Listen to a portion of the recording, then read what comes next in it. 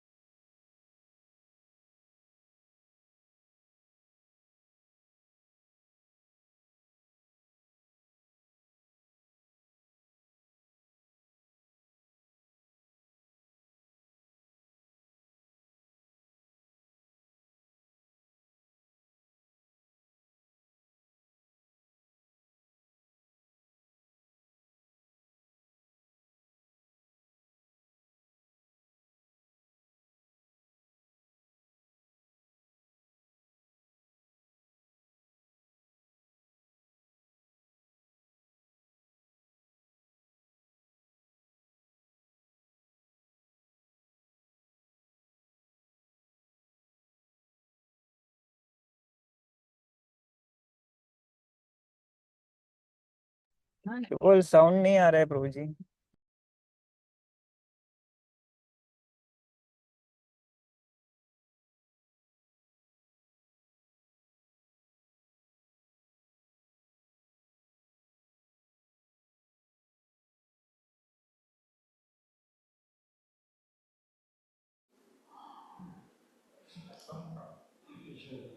Hare Krishna.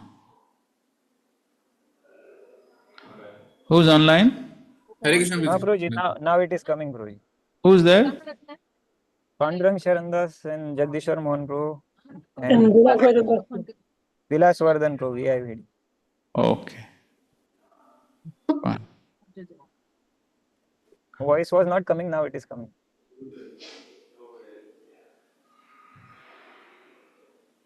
Okay, third verse. Ishtva savajapayena brahmisthana vibhuya cha brihaspati savam nama samarebhe kratuttamam. Daksha began a sacrifice named Vajapeya, and he became excessively confident of his support by Lord Brahma. He then performed another great sacrifice named Brihaspati Sabha. So Prabhupada writes in the Vedas is prescribed that before performing a Brihaspati Sabha sacrifice, one should perform sacrifice named Vajapeya. While performing these sacrifices, however, Daksha neglected great devotees like Lord Shiva.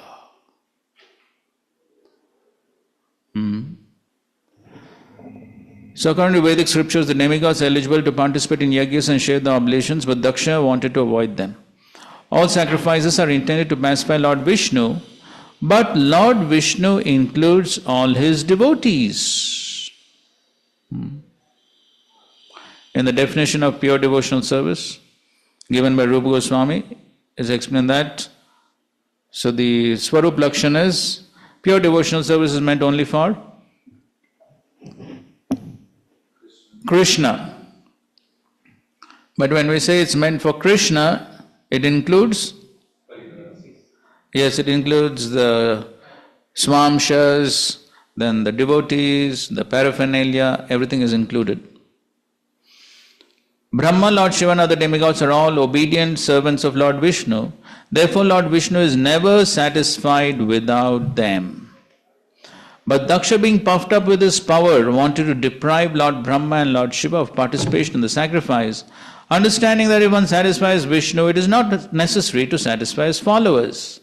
But that is not the process. Vishnu wants his followers to be satisfied first. Lord Krishna says, Mad Bhakta Puja Bhyadika. The worship of my devotees is better than worship of me. Similar in the Shiva Purana it is stated. What is the verse? From Shiva Purana?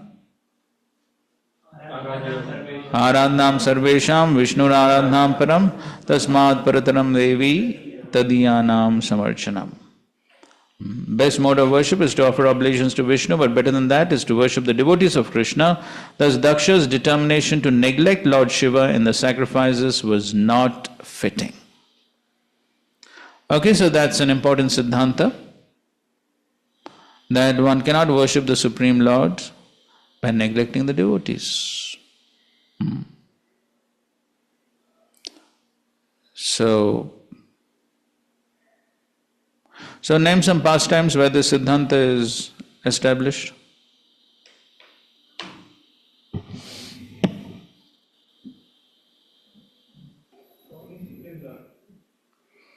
Either way, positively or negatively. Story of Ramanujacharya, where he two disciples in one city, one rich and one poor.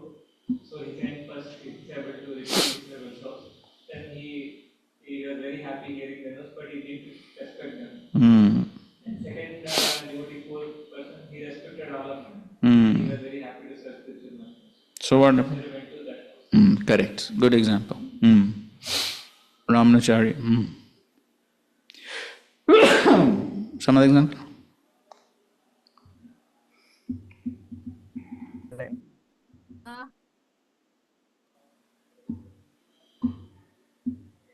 Yes, any other example where this siddhanta is established? I think you have to speak on the mic, otherwise the online people won't hear. Okay, when Rama and Lakshmana was there,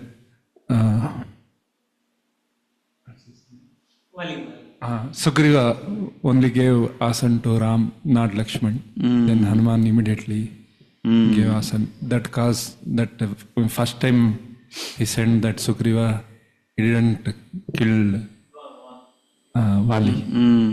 That's right. Right. Okay. Something else?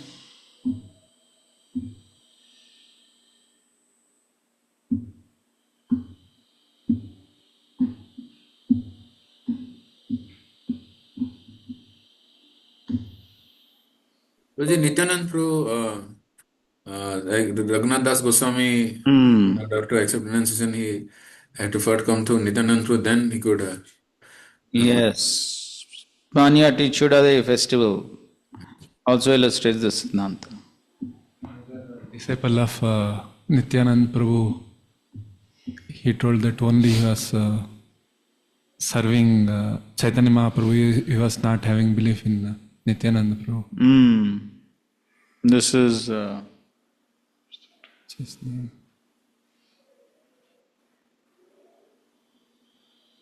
the brother of Krishna's Kaviraj Goswami. Yes, correct.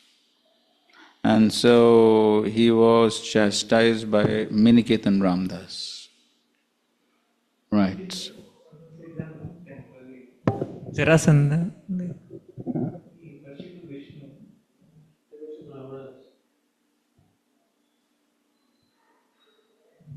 Used to worship Vishnu. I don't know.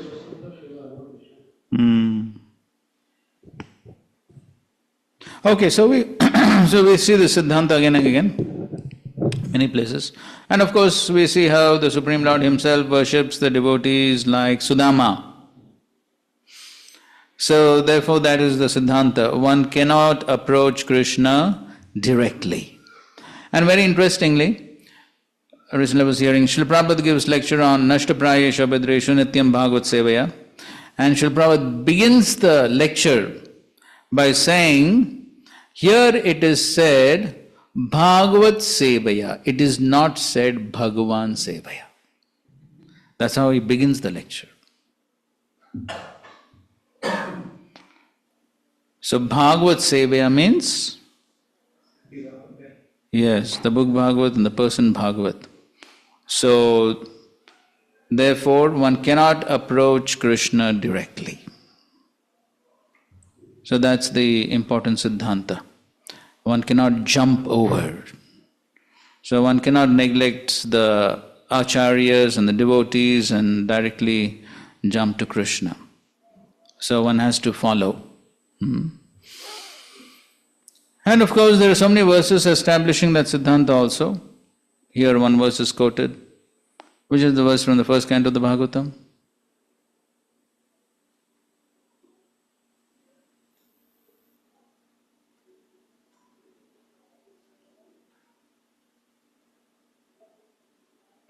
Talking about serving the devotees.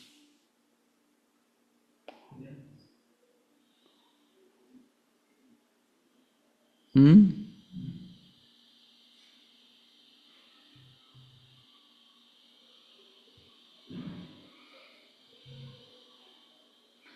One, 2:16.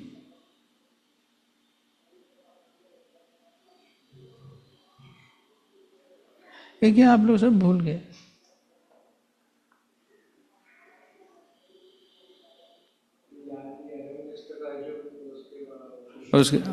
शुश्रूषोषधानस्य Vasudev कदा रुचि स्यान् महत् सेवया विप्रा पुण्यतीत निषेह. Some other verses.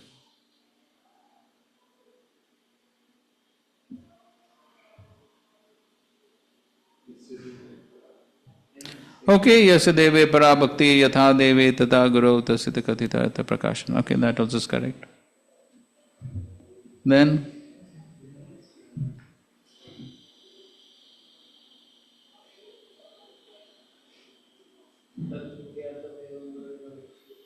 okay, that's more specifically for spiritual master, Guru. Tad vijnanatam sa guru meva bhikach. What is that?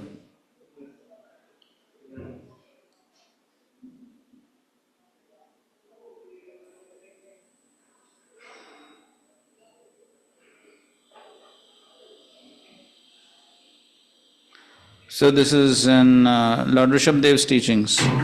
Mat sevam dvaram ahur vimuktes tamo dvaram yoshitam sangi sangam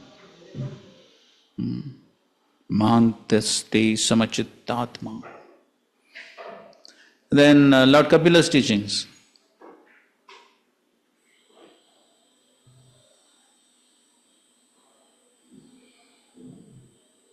Lord Kapila's teachings.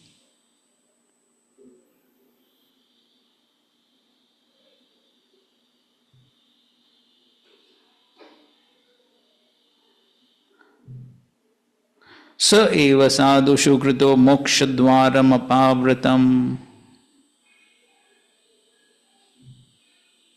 Also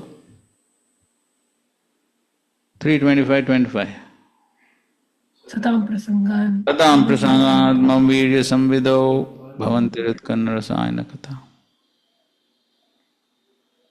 There is one verse which comes both in the first canto as well as in the fourth canto. Tulyam lavenapi. Yes, tulyam lavenapi Na swargam na param. na swargam na punarbhavam bhagavad sangi sangasya matyanam kimutash. So like so many verses are there to establish. What was that? Yes. Yes. Dasanudaso. Prabhupada in the purport to that verse says this is the sum and substance of devotional service. So this is the mistake of Daksha. So he's trying to perform these sacrifices to worship Vishnu, but he forgot the devotees. No success.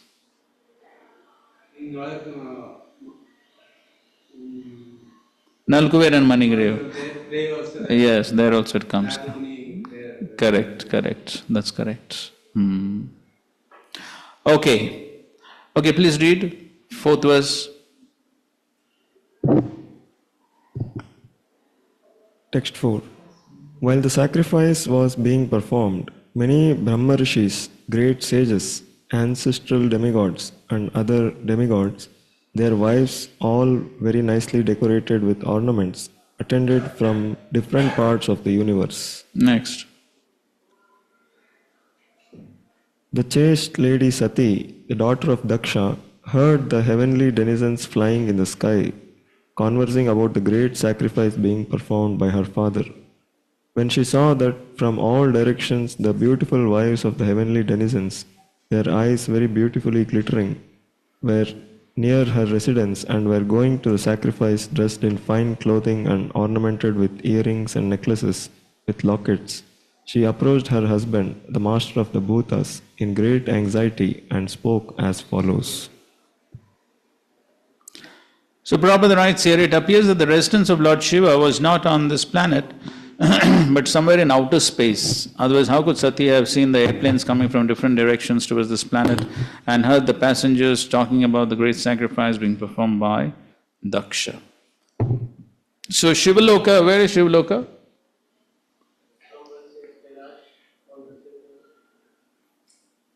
Yes, so, but where is Shiv? So Kailash is the place where he stays? And then where is Shivaloka?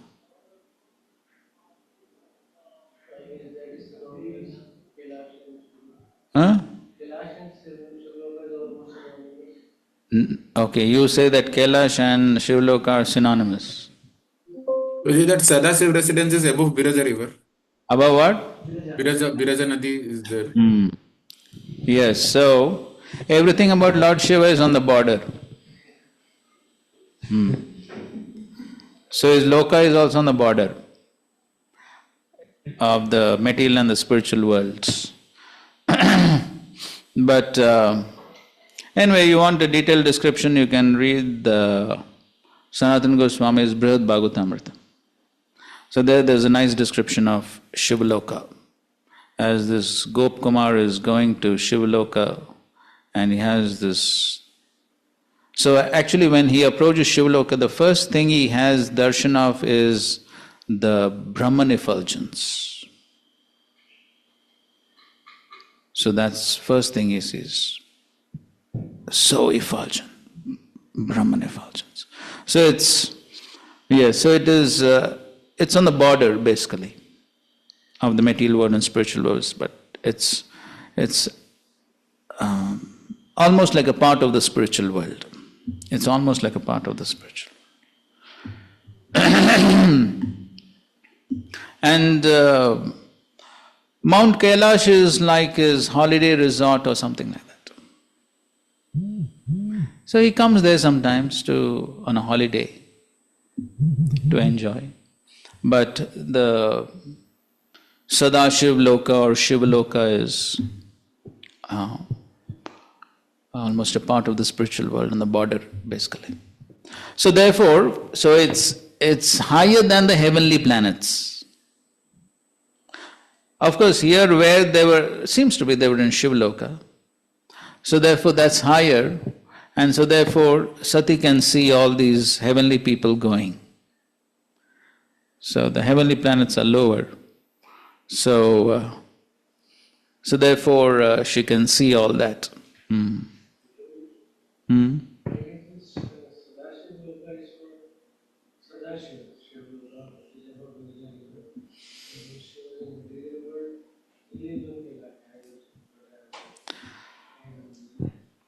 No, basically see, there's not much difference between Sadashiv and Shiv. So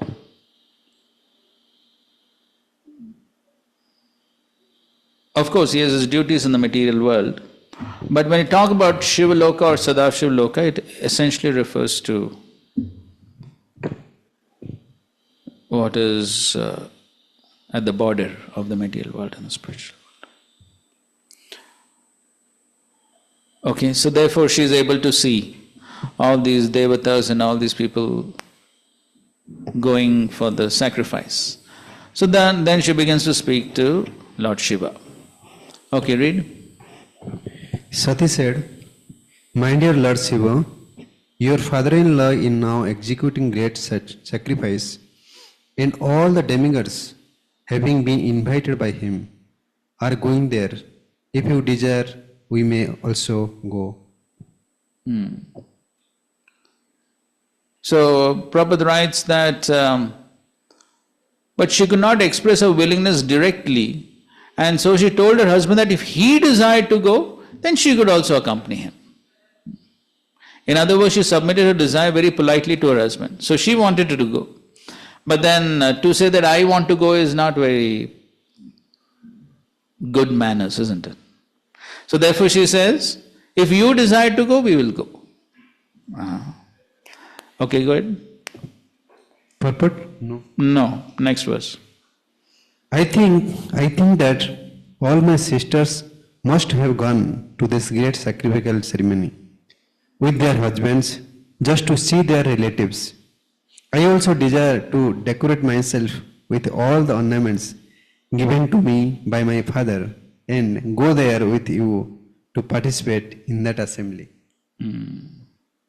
So Prabhupada writes about a woman's nature over here. It's a woman's nature to want to decorate herself with ornaments and nice dresses, accompany her husband to social functions, meet friends and relatives, and enjoy life in that way.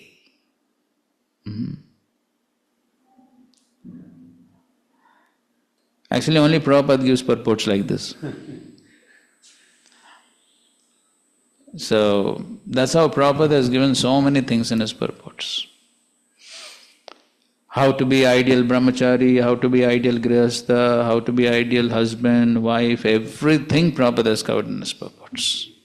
So, you find only in Prabhupada purports you'll find all these things. And then further on, Prabhupada is writing, this propensity is not unusual for women as the basic principle of material enjoyment. Therefore, in Sanskrit, the word for woman is stri, which means one who expands the field of material enjoyment. Okay, so, and then he's basically quoting the verse, Pumsa striya mithuni bhavametam tayor mitho hridaya grantim ahu ata griha kshetra suta apta vitta. That is the meaning of expansion. So that is how it expands. So as soon as there is wife, then first thing what is required? Griha. Then after that, suta, children, then apta, relatives, then vitta, money. So everything follows.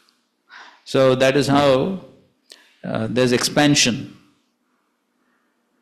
That's what Prabhupada is writing. Then everything, house, wealth, children, friendship, increase. And thus, instead of decreasing one's material demands, one becomes entangled in material enjoyment. Lord Shiva, however, is different. Therefore, his name is Shiva. He is not all attractive by material enjoyment, although his wife Sati was the daughter of a very great leader and was given to him by the request of Brahma.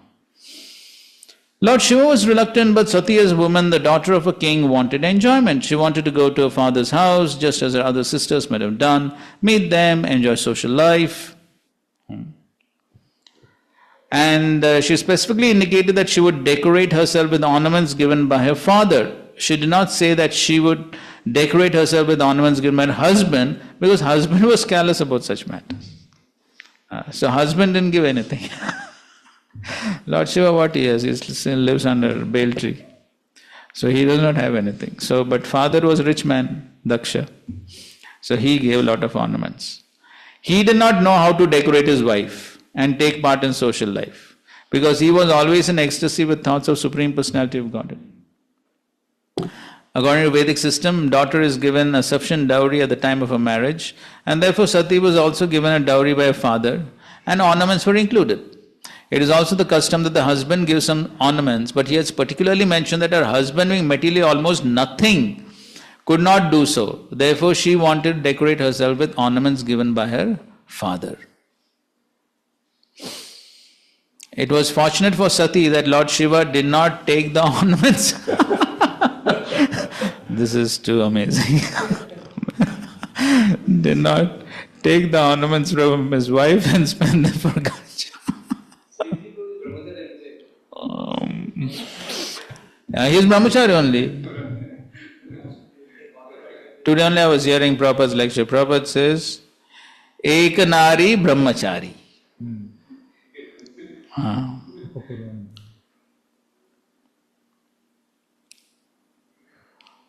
So here Prabhupada is criticizing the followers of Lord Shiva who do this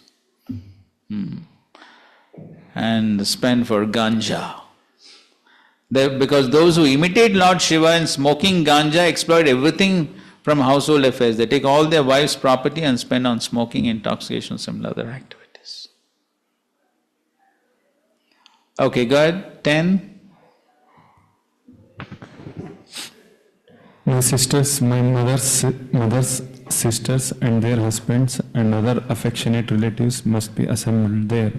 So, if I go, I shall be able to see them, and I shall be able to see the flapping flags and the performance of the sacrifice by the great sages. For these reasons, my dear husband, I am very much anxious to go. Yes, so as Prabhupada has explained, so ladies usually like this type of social function, socializing. So, mother, sister, this one, that one, so many people. So big social gathering, they like to go.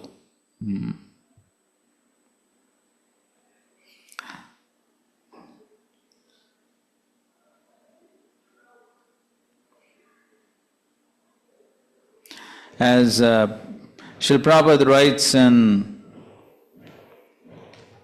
Bhagavad Gita, what is the second reason of Arjuna for not fighting? Yes, with whom will I enjoy? And in that purport, Srila Prabhupada explains that this is a common material calculation. What is a common material calculation? If one has some opulence, one likes to show it to others. Others, one does not show it. So the main thing why people want to purchase nice beautiful dresses or cars or whatever is what? Show off. And therefore we find people are ready to take even loans to buy the latest cars and all these things. Then they show, see, I got new, latest. So that gives pride, isn't it? So that's a common material calculation. And so you see something similar here. Of course, sati is very elevated, but still the material tendencies. So she got ornaments from her father, now she has to show to someone. No? So then she goes to this function where sisters and sisters' husbands and all of them are there, then she can show her beautiful ornaments which she got from her father. Otherwise, anyway, with Lord Shiva, she cannot show off anything. He is least interested. So, somebody she has to show her ornaments. So therefore then, she wants to go. And as Prabhupada writes, as is natural for a woman, she wanted to dress equally to her other sisters and also be accompanied by her husband. She did not, of course, want to go alone. Okay, 11. This manifested cosmos is a wonderful creation of the interaction of the three material modes or the external energy of the Supreme Lord. This truth is fully known to you, yet I am but a poor woman, and as you know, I am not conversant with the truth. Therefore, I wish to see my birthplace once more. Of course, she is saying that this Tvayi etad ascharyam atma maya, but she is only the manifestation of that. She is only the manifestation of this atma maya, the external energy, so personification of that. But anyway, she is playing the role of a wife, and so therefore she says, okay, what to do? I have my womanly nature, and so I'm attached to my birthplace, bhavakshitim. So, what is that verse which condemns this attachment to the birthplace?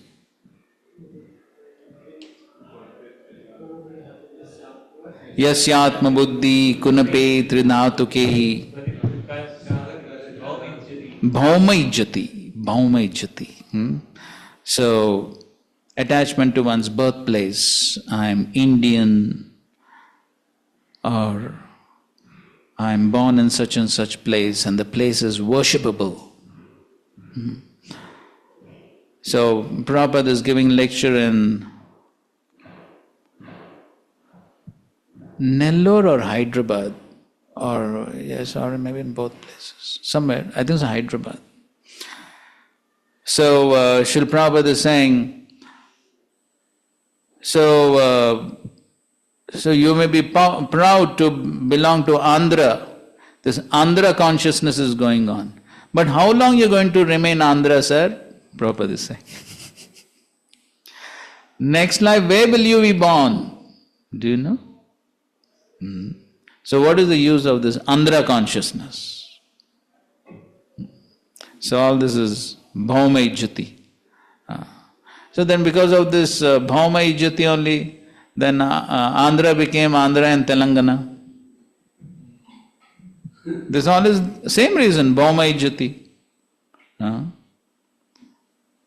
And some other states also got divided, right?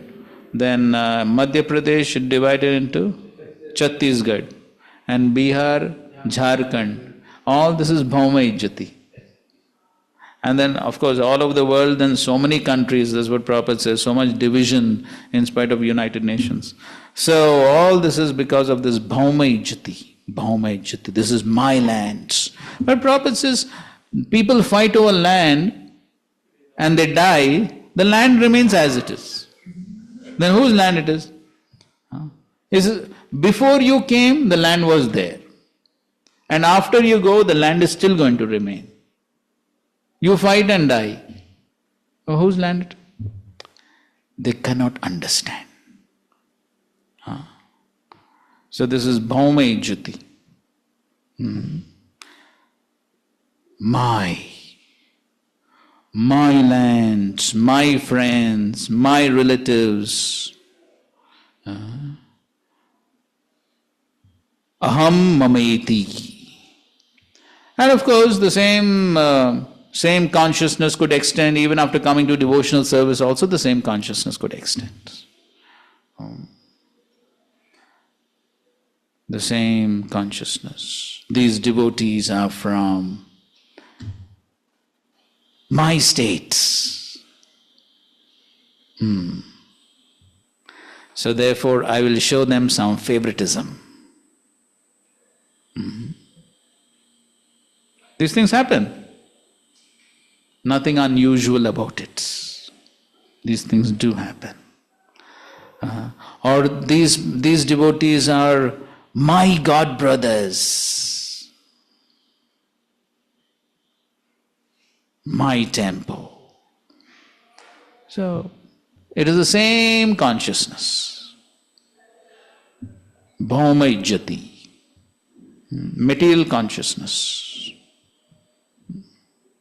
So if one still continues in that material consciousness, then how much progress have we made? So therefore Prabhupada writes here, this is illusion. The illusion of, she stated, so Prabhupada is paraphrasing what Sati is stated. She stated the illusion of accepting the perverted reflection, the material or cosmic manifestation to be real, is not present in you because you are self-realized. For you, the attraction of social life and the consideration that someone is father, someone is mother, someone is sister, which are illusory relationships, is already over. But because I'm a poor woman, I'm not so advanced in transcendentalization. Therefore, naturally, these appear to me as real. Only less intelligent persons accept this perverted reflection of the spiritual world to be real.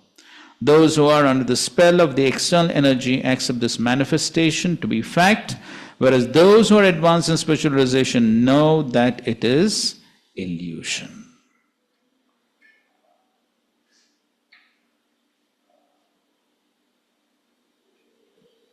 Further down, Prabhupada says, Sati might have heard all this many times from her husband, Lord Shiva, but because she was a woman, Yoshit, she still hankered after the same material objects of affection. The word Yoshit means one who is enjoyed. Therefore, woman is called Yoshit. Of course, Prabhupada in the lecture on this verse,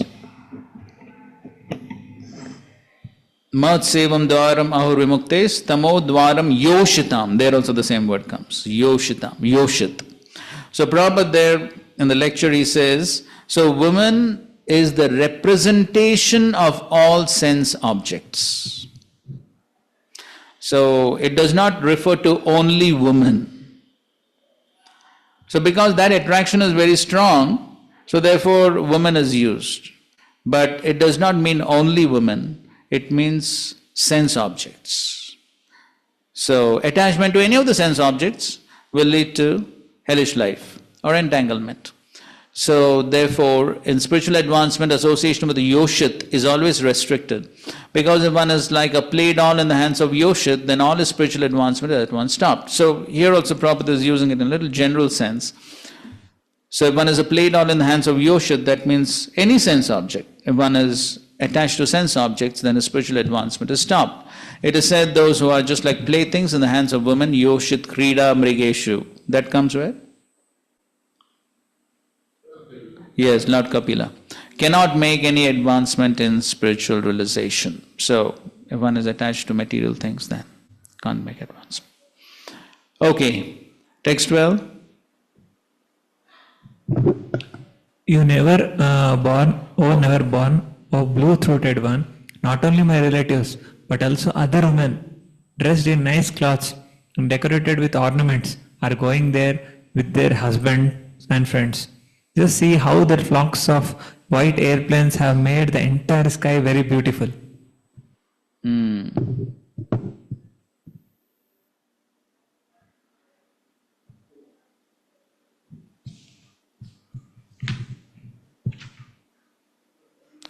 Yes.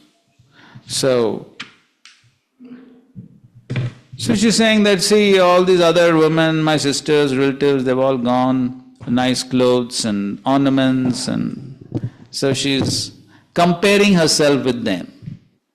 So here Lord Shiva is addressed as Abhava, which means one who is never born, although generally is known as Bhava, one who is born. Of course, we know that Sadashiv, he is eternal, but then he also descends into this material world. Further down, Prabhupada says, when Lord Shiva is addressed here as Abhava, this may be taken to mean one who has never felt material miseries. So that's the other meaning of Abhava. Sati wanted to impress upon her husband that even those who were not related to her father were also going, to say nothing of herself who was intimately related with him. And so she's saying, oh, so many other people are going and I am daughter, so definitely I should be going. And then Prabhupada is describing blue-throated, why he is blue-throated, we know that. And towards the end, Prabhupada says, in other words, he could drink such a great amount of poison for others' benefit. And now since his wife was personally requesting him to go to her father's house, even if he did not wish to give that permission, he should do so out of his great kindness. That's why she is addressing her as Neelkanta. Now, you are so kind, you agreed to drink a whole ocean of poison. So now you be little kind, allow me to go. So that's the intention, why she is calling him as Neelakant.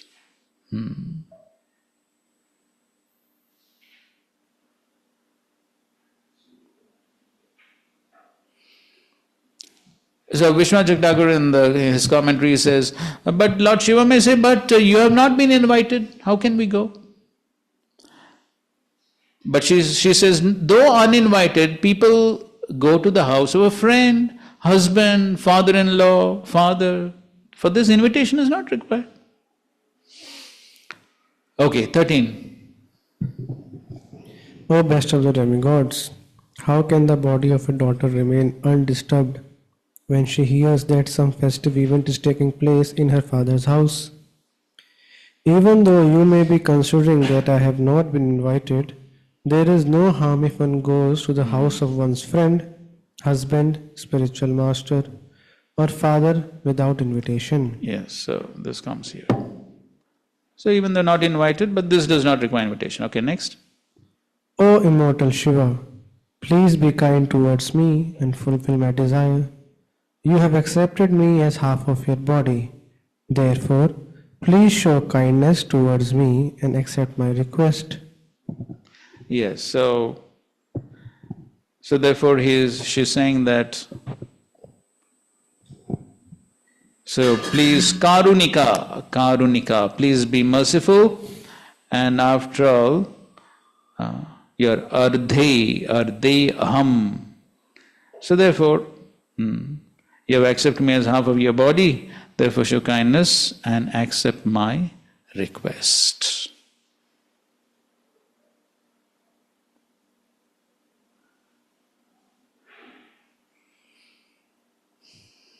Okay, so now, the next verse, read. The great sage Maitreya said, Lord Shiva, the deliverer of the hill Kailas, having thus been addressed by his dear wife, replied smilingly, although at the same time he remembered the malicious, heart-piercing speeches delivered by Daksha before the guardians of the universal affairs. So when this request was made, so he smiled, but he remembered, what he remembered? Kuvak. So the malicious words, which were marma bidha, heart-piercing. So he remembered those words of Daksha. Purport. When Lord Shiva heard from his wife about Daksha, the psychological effect was that he immediately remembered the strong words spoken against him in the assembly of the guardians of the universe. And remembering those words, he was sorry at heart, although to please his wife, he smiled. In Bhagavad Gita, it is said that a liberated person is always in mental equilibrium in both the distress and the happiness of this material world. Therefore, the question may now be raised, why a liberated personality like Lord Shiva was so unhappy because of the words of Daksha. The answer is given by Srila Vishwanath Chakravarti Thakur. Lord Shiva is Atmaram, or situated in complete self-realization, but he is the incarnation in charge of the material mode of ignorance, Tamogun. He is sometimes affected by the pleasure and pain of the material worlds. Okay? Because he is in charge, he is an incarnation in charge of the material mode of ignorance, he is sometimes affected by that tamogun, by the pleasure and pain of the material world. The difference between the pleasure and pain of this material world and that of the spiritual world is that in the spiritual world, the effect is qualitatively absolute. Okay, so this is a very important purport. And you see Prabhupada's very precise use of language. The effect is qualitatively absolute. The pleasure and pain may be there, but the effect is qualitatively absolute. Therefore, one may feel sorry in the absolute world, but the manifestation of so-called pain is always full of bliss. For instance, once Lord Krishna in his childhood was chastised with Mother Yashoda, and Lord Krishna cried. But although he shed tears from his eyes, this is not to be considered a reaction of the mode of ignorance, for the instant was full of transcendental pleasure. When Krishna was playing in so many ways, sometimes it appeared that he caused distress to the gopis, but actually such dealings were full of transcendental bliss. That is the difference between the material and the spiritual worlds. The spiritual world, where everything is pure, is pervertedly reflected in this material world. Since everything in the spiritual world is absolute, in the spiritual varieties of apparent pleasure and pain, there is no perception other than eternal bliss. Whereas in the material world, because everything is contaminated by the modes of material nature, there are feelings of pleasure and pain. Therefore, because Lord Shiva, although fully self-realized person, was in charge of the material mode of ignorance, he felt sorrow.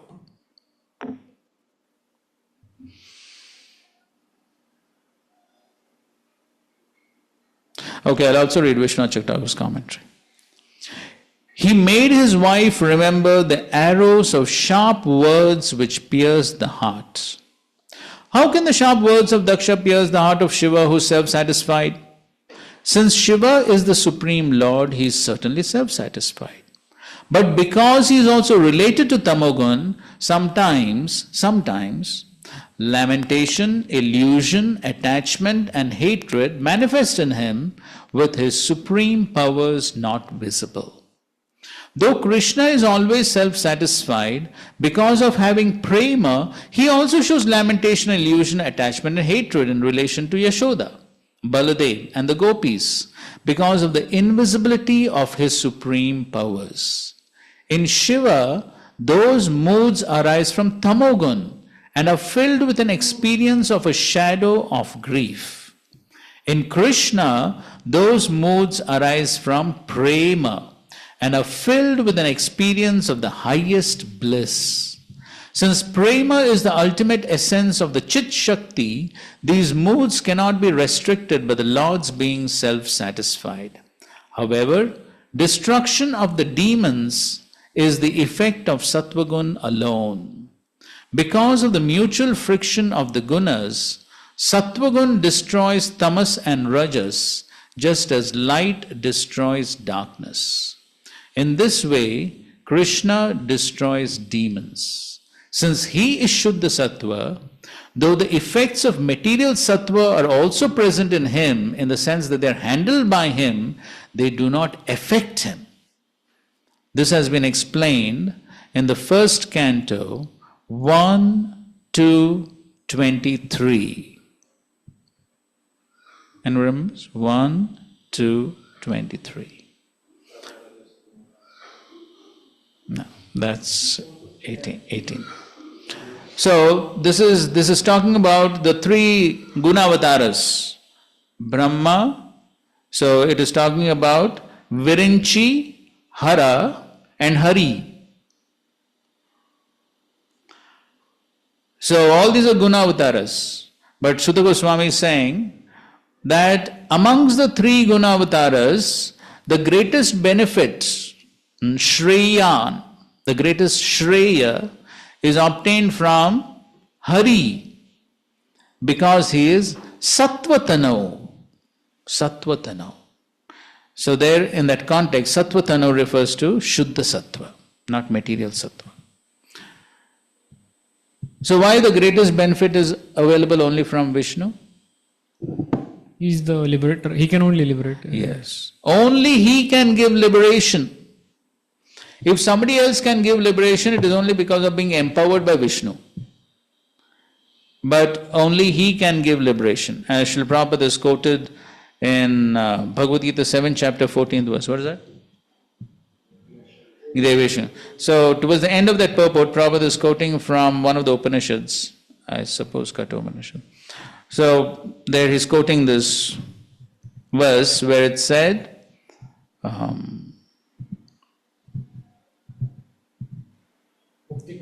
Mukti pradata sarvesham Vishnur eva na samshaya. Only Vishnu can give mukti. And so therefore, the same principle. And therefore, Sutta Goswami says that only Vishnu gives the highest shreya, the greatest benefit, because only Vishnu can give liberation. And so therefore, only Vishnu is Sattvatano. He is made up of Shuddha Sattva.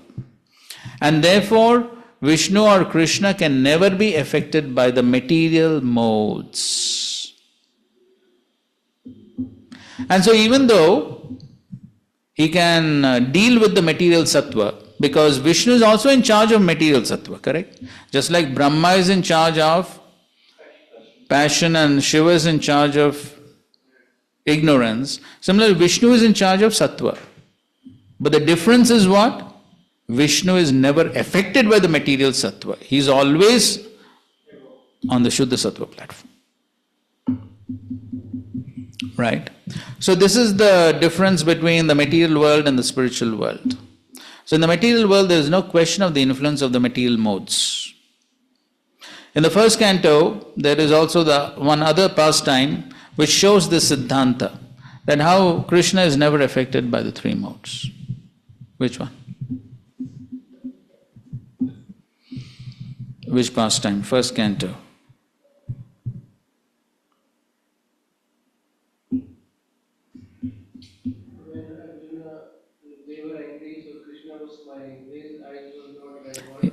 Yes, good. So this is which pastime? Ashwatthama. So when Ashwatthama was bound by Arjuna with ropes and brought in front of Krishna and Draupadi and Yudhishthir. So there it is described that at that time, Krishna's eyes, Krishna was angry, but still his eyes continued to remain beautiful like lotuses, whereas Arjuna's eyes were like red copper balls. And that whole purport, Srila Prabhupada explains this point, that this is the difference. So Krishna's anger is not due to influence of three modes. It is simply due to his affection for his devotees, bent of mind, Prabhupada writes. His bent of mind towards his devotees. Therefore he is exhibiting that anger, but it's not due to three modes. So that is the difference. So Krishna is never affected by the influence of the three modes. And so therefore, in the spiritual world means absolute. Absolute means what?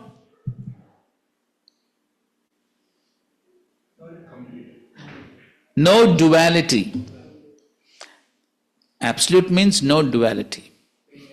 Yes, so all this pain, pleasure, victory, defeat, honor, all these are dualities. So, as Srila Prabhupada is explaining here also, so even though there may be apparent pain, so just like when Krishna left Mathura. So we read about the distress of the Vrajvasis and they were fainting and this and that, so many things. Or when Krishna was caught in the coils of Kaliya, for how much time? For how much time he remained in the coils of Kaliya? How much is that? 48. Yes, about 45 minutes. It was when the coils of Kaliya, and we read about the highly distressful scene. Correct? The cowherd men and the women, they were going to jump into the Yamuna, and Mother Yashoda was also going to jump, and Lord Balram is somehow stopping them. It's such an emotionally devastating scene. And so somebody will say, why Krishna puts his devotees in so much distress?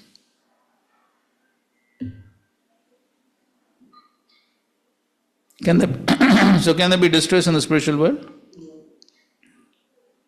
And that's what Prabhupada is writing. Apparently it may appear as distress, but the effect is qualitatively absolute. The effects. So there is apparent pain, but the effect is what? Bliss. Transcendental bliss. Why? So why that apparent pain is the cause of bliss? Very difficult to understand. I mean, for us, we have no experience of such a thing, so we can't understand, but at least theoretically we can try. So philosophically, how do you understand? Yes. So in those intense feelings of separation, there is intense remembrance of Krishna, and the intense remembrance of Krishna produces ecstasy, transcendental bliss. So that's why it's absolute worlds. No distress. And even though there's apparent distress, that apparent distress also is the cause of happiness.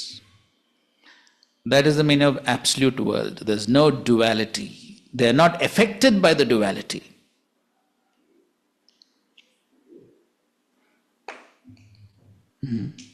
So therefore, the example is being given of when Krishna was bound by Mother Yashoda, he was crying and afraid, and all those emotions were there.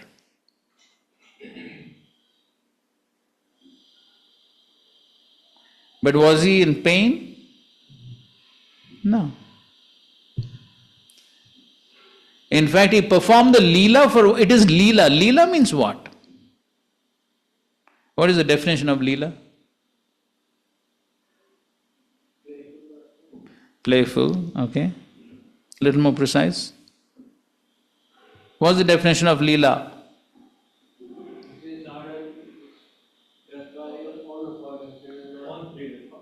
Yes. So, Prabhupada in one purport gives the definition of Leela. Voluntary performance of an activity for one's own enjoyments. That's Leela. So Krishna is performing this Leela. It's like a drama for him, right? It's like a drama. And so, why is performing the drama? Yes, for his own enjoyment. He's relishing that. He's relishing his mother chastising him. Therefore, he's performing the Leela. So, Krishna thinks, oh, everyone worships me. Somebody should chastise me. There's some fun in that chastisement. That is why he performs that Leela. That is why he agrees to become the son of Mother Yashoda, because he wants to be chastised by Mother Yashoda. So there's some fun in that. So that's the meaning of Leela. So that is why it is not that Krishna or the gopis or the Vrajvasis are in distress like people of this world, material world. No. In the spiritual world, ultimately everything is only bliss, only ananda. There's nothing else other than ananda. Ananda chinmaya rasa pratibhavita bhista birya eva nija rupataya kalapi. So that's the spiritual world where there's only ananda. So one should have a clear understanding, otherwise someone will be bewildered, why it appears, even in spiritual world there's so much of suffering, oh, then why should I go to the spiritual world? Somebody may say, no? Vaikunta means no kunta, but it appears there's a lot of kunta there. So therefore one should have a proper understanding of these things. So here we find Lord Shiva, he is also being influenced by Tamogun, and therefore, even though he is on the liberated state, definitely, but still to some degree he is affected. And therefore, Krishna himself says, Bhagavad Gita 18 chapter 40th verse, somebody see? I'm just confirming my reference.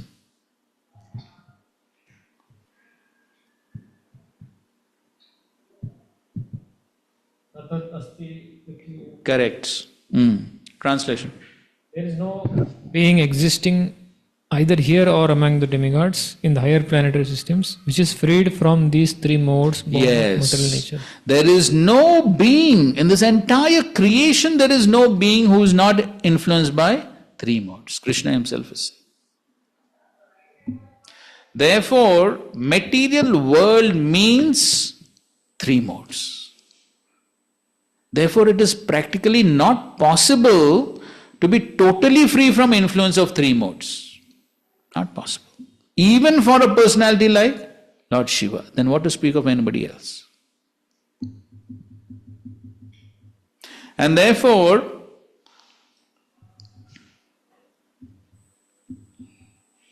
we find even these great personalities being affected by the modes. So can you think of some other examples of a liberated personality being somewhat affected by the modes? When?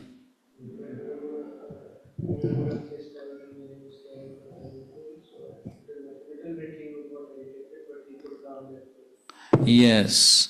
So let me find the reference for this. There's only one verse. There's only one verse in the 5th canto which talks about this fact.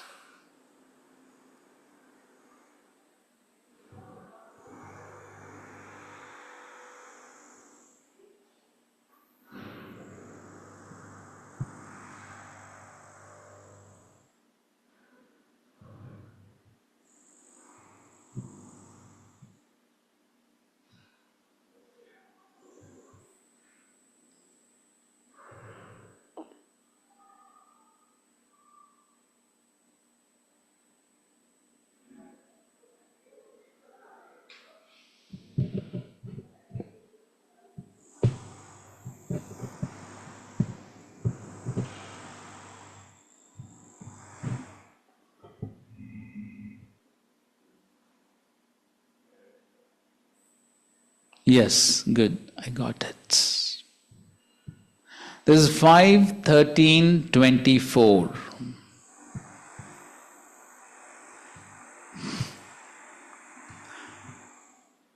5:13:24.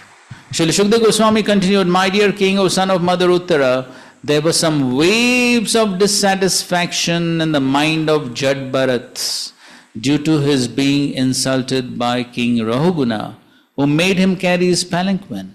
But Jad Bharat neglected this, and his heart again became calm and quiet like an ocean. Although King Rahuguna had insulted him, he was a great Paramahamsa. Being a Vaishnava, he was naturally very kind-hearted, and he therefore told the king about the constitutional position of the soul. He then forgot the insults, because King Rahuguna pitifully begged pardon at his lotus feet. After this, he began to wander all over the earth just as before.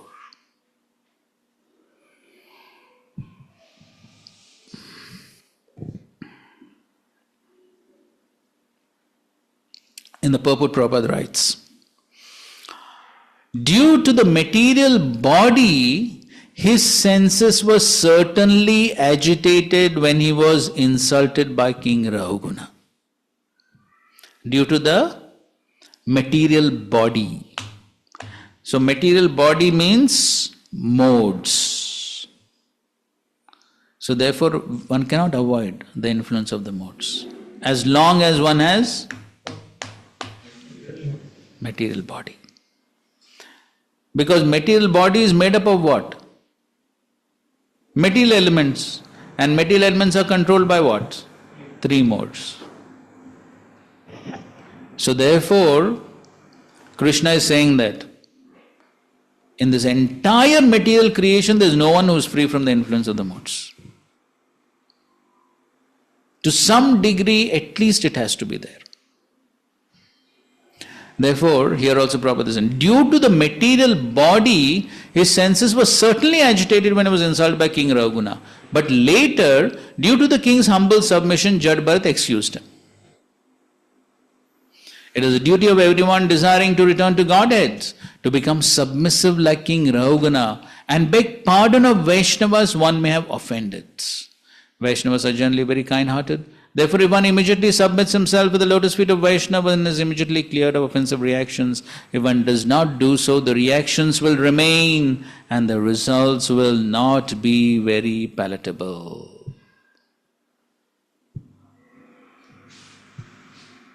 You see, so Jad Bharat was a Paramhamsa, totally self-realized soul, but still there was some agitation. Who's the other example? Dhruv Maharaj Yakshas. Yes, Dhruva Maharaj when? Yakshas, when he Yes. was mercilessly killing them. Yes. So even Dhruva Maharaj, he had darshan of the Supreme Lord, so he was totally on the self-realized platform, liberated platform. Otherwise, how he can have darshan of Supreme Lord? But still, when he became angry at the Yaksha who killed his brother Uttama, so he became angry. But then Srila Prabhupada writes in those purports that when he became angry, then his anger went out of control. Because anger means what? Yes, influence of Rajagun, Tamagun. Otherwise there cannot be anger.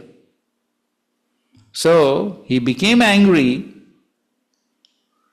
but then by the influence of Rajagun and Tamagun, the anger went out of control and then he started killing all the yakshas. And then what happened?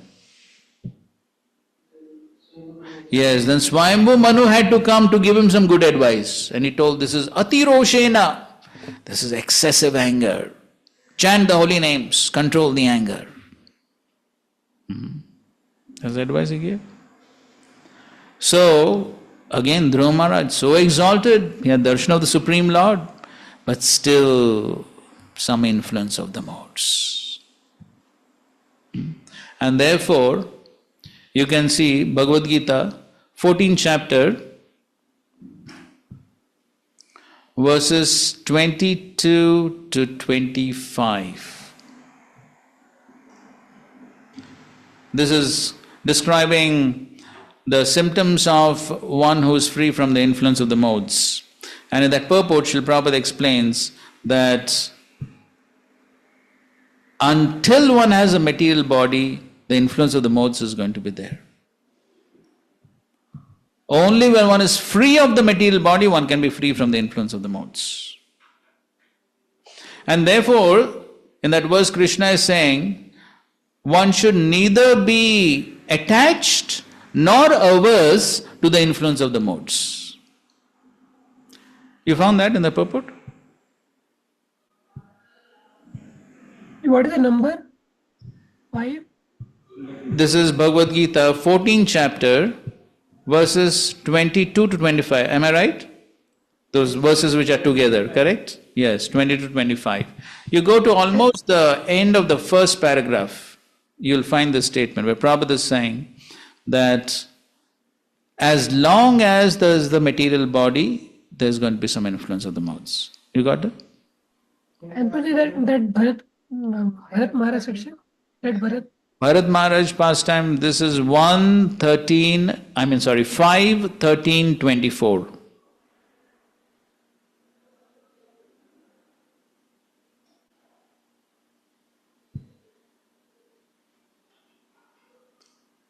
Even as Bharat Maharaj, he was also on the Bhava platform. Bhava platform means what? Liberated platform. Correct? That is also liberated platform. But still, he got attached to the deer. Attachment means what? Rajogun. Influence of Rajogun causes attachment. Sangha and Trishna. Sangha, attachment. Okay, you got this? Bhagavad Gita? In these verses, Krishna first indicates that the person transcendentally situated has no envy and does not hanker for anything. When a living entity stays in this material world, embodied by the material body, it is to be understood that he is under the control of one of the three modes of action. Yes, as long as the material body is there, he has to be influenced. Okay, go ahead. When he is actually out of the body, then he is out of the clutches of the material mode. Yes, when he is out of the body, then he is free from the clutches of the modes. Okay, you have to read that in the mic. When he is actually out of the body, then he is out of the clutches of the material modes of nature. Yes, when he is out of the body, then he is out of the clutches of the material modes. And the previous sentence? When a living entity stays in this material world, embodied by the material body, it is to be understood that he is under the control of one of the three modes. So as long as he is embodied, he has to be under the control of the modes.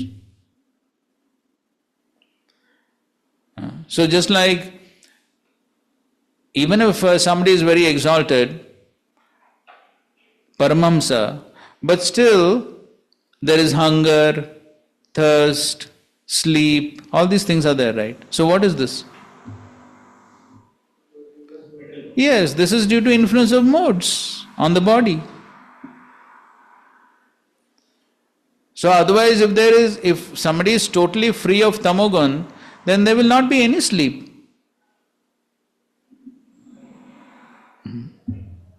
So therefore, as long as material body is there, some influence of modes has to be there. And therefore, there in those verses, Krishna is saying that one should not become too attached or averse to the influence of the modes. Correct? That is what those verses are saying. You read the translation? Supreme Personality of Godhead said, O son of Pandu, he who does not hate illumination, attachment and delusion when they are present or long for them when they disappear, who is unwavering and undisturbed through all these reactions of the material qualities. Yes, one who neither is attached nor is averse. Remaining neutral and transcendental, knowing that the modes alone are active, who is situated in the self. Is neutral and transcendental. That means he is not attached. That means he does not want to be influenced by the modes. But at the same time, if there is some influence of the modes, it is not that he becomes hateful.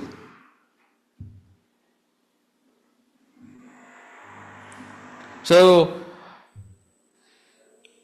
though of course we are trying to reduce the bodily demands, but at the same time it is not that one artificially tries to give them up. And therefore, what is Krishna's formula in the 6th chapter? Yes, yukta hara viharase yukta cheshtasaka. Yukta means regulated. Not too much, not too little. And so therefore, it's not that one is resentful of these natural demands of the body. And so therefore, Srila Prabhupada also in his lectures, he says, we are not saying don't eat, don't sleep. Yes. But regulate and gradually try to reduce. But it's not that we can imitate the Goswamis and make everything nil and things like that. It's not possible. So therefore, one has to do the needful. Whatever is required, one should accept. But at the same time, it's not that one is attached. So, but when there is a certain need of the body, yes, then one can try to fulfill, though one tries to minimize in the long run. But at the same time, one should also not hate the basic necessities of the body and try to imitate somebody who's on a much higher platform. So that's the meaning of not being attached nor averse to the influence of the modes. So that's the important point here. And so we find even Lord Shiva here, because of some influence of Tamagun, he is remembering those sharp words of Daksha.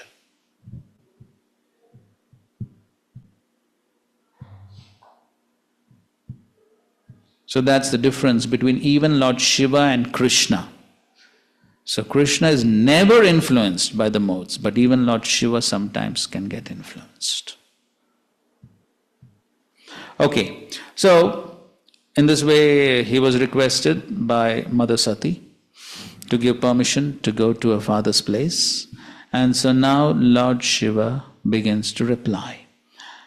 16th verse. Shri Bhagavan Vacha Tvayoditam Shobhanameva Shobhane Anahutapya Abhiyanti Bandhushu Te Yadya Anutpadita Dosha Drishtayo Bali Yasanatmya Madena Manyuna.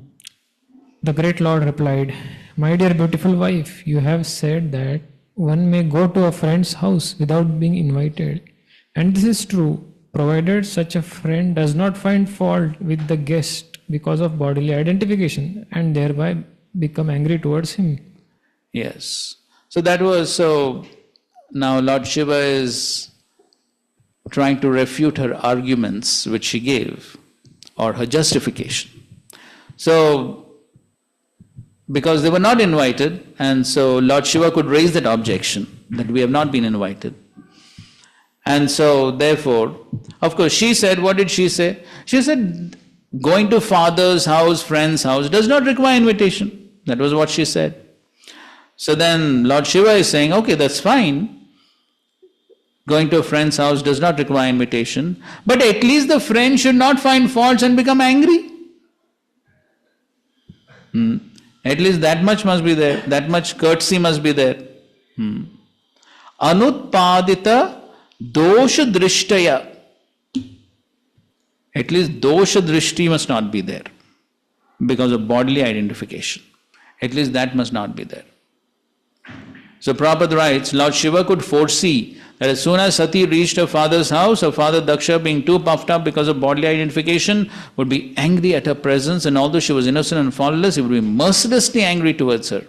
Lord Shiva warned that since her father was too puffed up by his material possessions, he would be angry, and this would be intolerable for her. Therefore, it was better that she not go. Okay.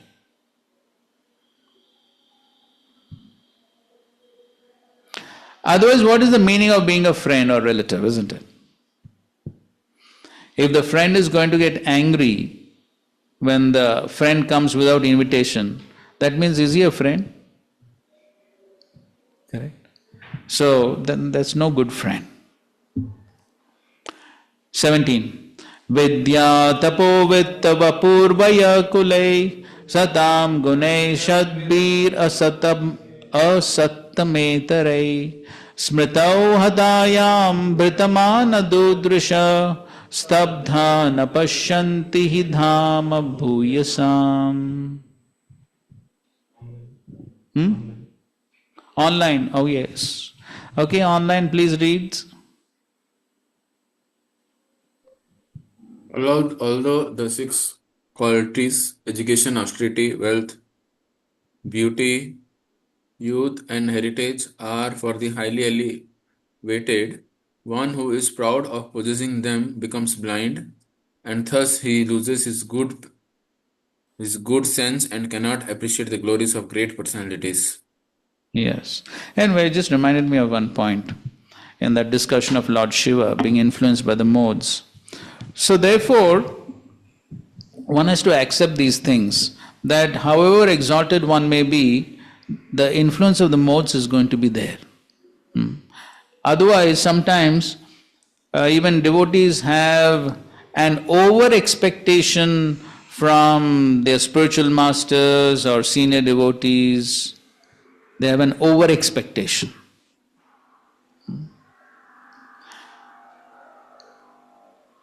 So just like sometimes even Srila Prabhupada, we find, in his lectures we find, sometimes he says, what is that verse? Correct?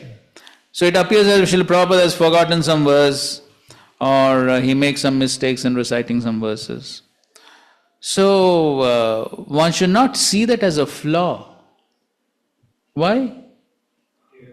Yes, because after all it's the material body, and the material body is subjected to old age. And the symptoms of old age are going to be there. So therefore, the perfection of a saintly person is not in all these material perfections. The perfection is in being fixed in the spiritual conclusions. That is the perfection. And therefore, we have that well-known verse, Tadvag Visargo Janataga Viplavo Yasmin Pratishlokam Abhadavati Api. Even though there could be mistakes in every shloka,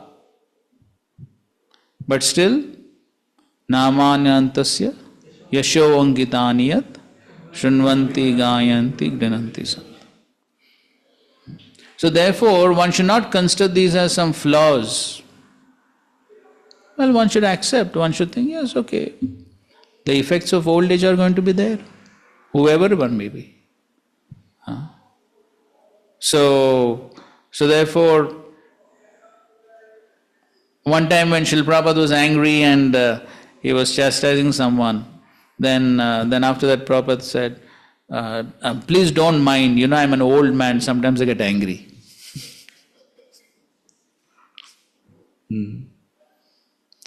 So these things are there. So one should accept that however exalted a Vaishnava may be, but the body is there, the effects of the body are there. And so one should not take these things too seriously, and not see them as major flaws. Some anger sometimes, some forgetfulness sometimes. So one should accept them. Okay, yes, Tejasam na doshet. Of course, that is a very exalted person, cannot be affected by the faults. So that's another point I was just thinking about in connection to that, Lord Shiva. Okay, so now here Lord Shiva is saying that so although one has these opulences, what opulences? Vidya, Tapo, Vitta, Vapu, Vaya, Kula. 6 opulences he's talking about. Education, austerity, wealth, beauty of the body, youth, and heritage of the family. So one may have all this, but if one becomes Britamana Durdrisha,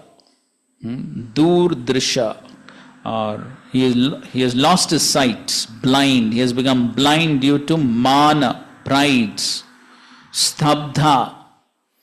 Then the result will be what? Na pashyantihi dhama bhuyasam. Then one cannot see the glories of the great souls. He cannot see. Why? He has become blind. How can he see? So he becomes so puffed up by these opulences, he becomes blind. Or as very often said, mada andha. Madanda, andha, one becomes blind. We've already discussed that. One becomes attached, then there is anger, krodhat bhavati, sammoha, smriti viprama. Buddhi nashat vinashyati. So all these things happen when one becomes attached to any of the opulences one has. And same thing here Lord Shiva is also saying. And then he cannot appreciate the glories of great personalities. He cannot see. Na pashyanti. Na pashyanti. Now this is a very important purport. Okay, read this purport. Purport.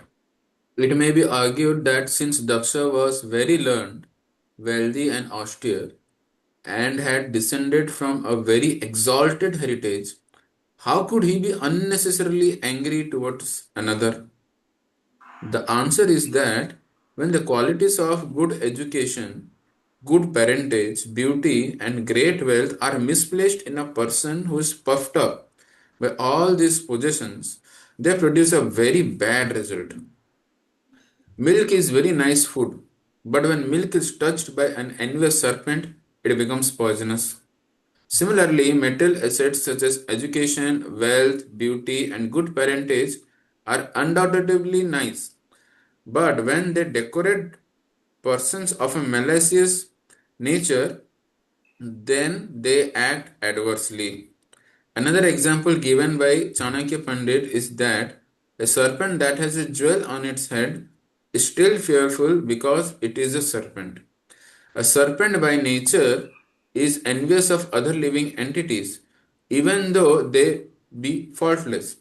When a serpent bites another creature, it is not necessarily because the other creature is at fault, it is the habit of the serpent to bite innocent creatures. Similarly, although Daksha was qualified by many material assets, because he was proud of his positions and because he was envious, all those qualities were polluted. It is sometimes therefore detrimental for a person advancing in spiritual consciousness or Krishna consciousness to possess such material assets. Kunti Devi, while offering prayers to Krishna, addressed him as Akinchana Gochara, one who is easily approached by those who are bereft of all material acquisitions. Material exhaustion is an advantage for advancement in Krishna consciousness. Although if one is conscious of his eternal relationship with the Supreme Personality of Godhead, one can utilize one's material assets such as great learning and beauty and exalted ancestry for the service of the Lord. Then such assets become glorious. In other words, unless one is Krishna conscious, all his material possessions are zero. But when this zero is by the side of the Supreme One, it at once increases in value to 10. Unless situated by the side of the Supreme One, zero is always zero. One may add 100 zeros, but the value will still remain zero. Unless one's material assets are used in Krishna consciousness, they may play havoc and degrade the possessor. Possessor.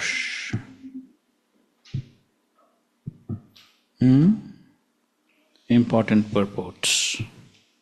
Okay, so what are the examples for each of these 6 opulences?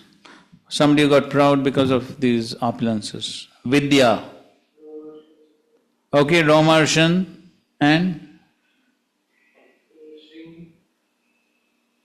Okay, we can take Shringi also. Shringi is more cooler. Mahaprabhu's pastime. Okay, to some degree, yes, to some degree, Vallabhat. Keshav Kashmiri. Tapo. Okay, Durvas Muni, he had his tapobal. Huh? Saubhari Muni. Yes, Saubhari Muni. Yes. Vitta, wealth. Yes, Nalakuven and Manigriv. Of course, Nalakuven and Manigriv had most of these opulences actually. Vitta, wealth. Duryodhan, Ravan, yes, Ravan.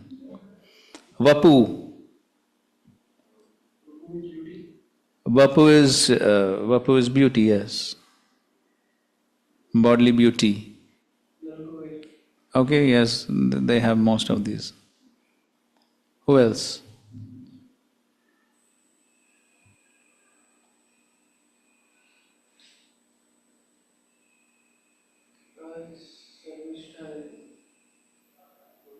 Sharmishta and Devyani.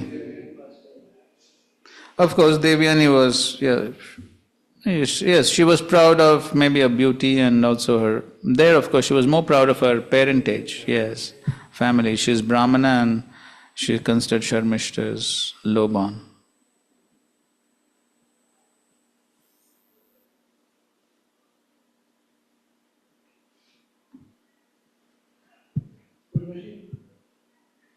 Urvashi.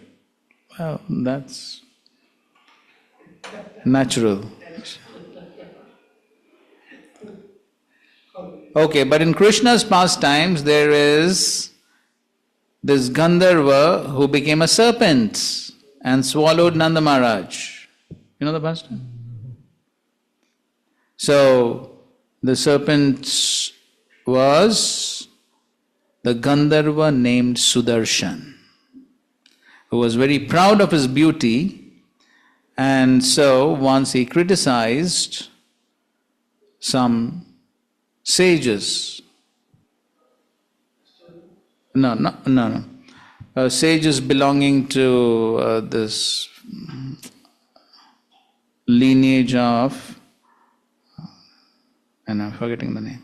So anyway, so basically he was so proud of his beauty and he saw these sages were not all very beautiful, and so he criticized them because he was proud of his own beauty. And the result was cursed to become serpents. He was cursed to become serpent with full memory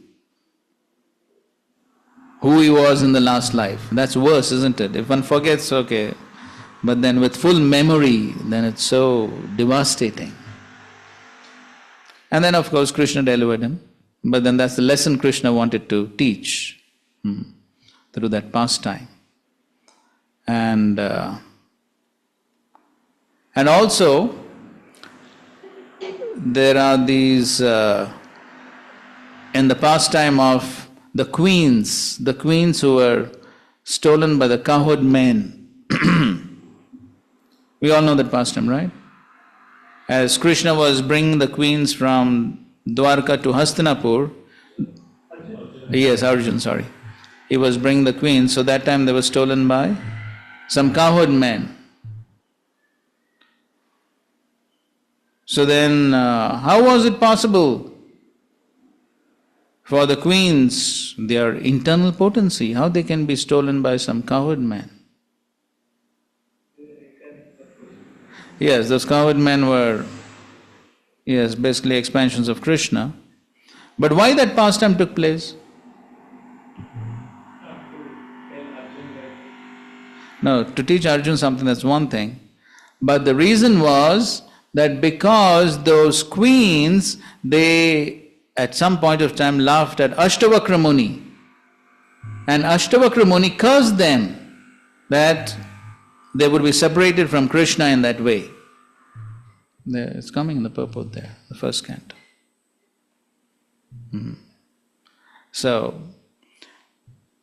yes, so that's pride due to beauty. Then youth, that is Vaya. Vaya is youth. Any specific examples? Yes, of course, the Yadus again were not specifically youth, but mainly they are, yes, heritage, family lineage. And of course, they also had most of the opulences they had. So they were proud of that, and then they were making fun of those sages, and they got cursed for that. Okay, and that's heritage. So in any case, so Lord Shiva is saying, so when one is proud of these opulences, then he becomes blind. And then when he becomes blind, he cannot appreciate the glories of another person, rather he will criticize.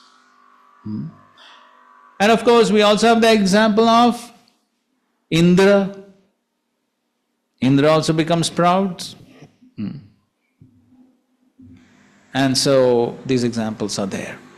And therefore, Srila Prabhupada is quoting from Chanakya Pandit, so the serpent with a jewel.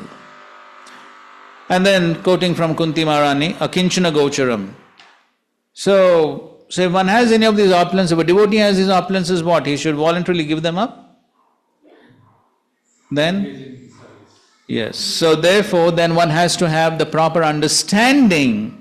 What understanding? Yes. Yad yad vibhuti mat sattvam Srimad urjitam evava tam tam tat tat evava gachatvam mama tejo amsha sambhavam. So any opulence anybody has is simply what? A spark of my splendor, Krishna. It's simply an insignificant spark. So therefore again another nice analogy, Prabhupada, they are all the opulences are compared to zero. Why? Because even if somebody possesses them, at the time of death what is going to happen? 100% it's going to become zero. So therefore they are like zeros. But if there is one, then there is value. So therefore, if someone has some opulence, it should be used in Krishna's service with a full understanding that Krishna is given, and it should be used for Krishna's service. It is not mine.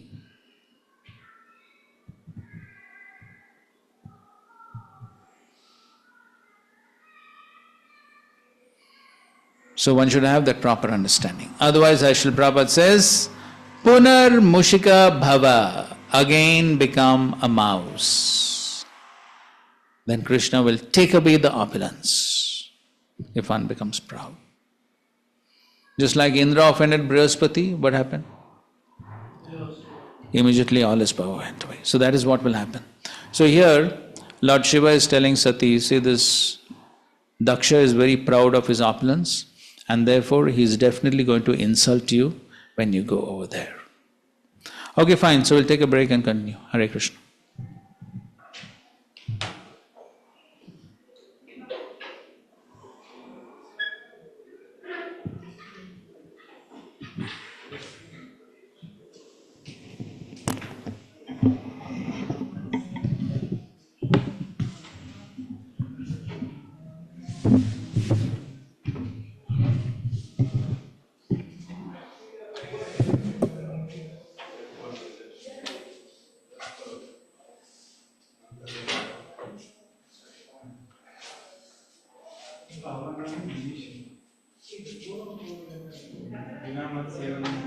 That is Srila Swami Prabhupada.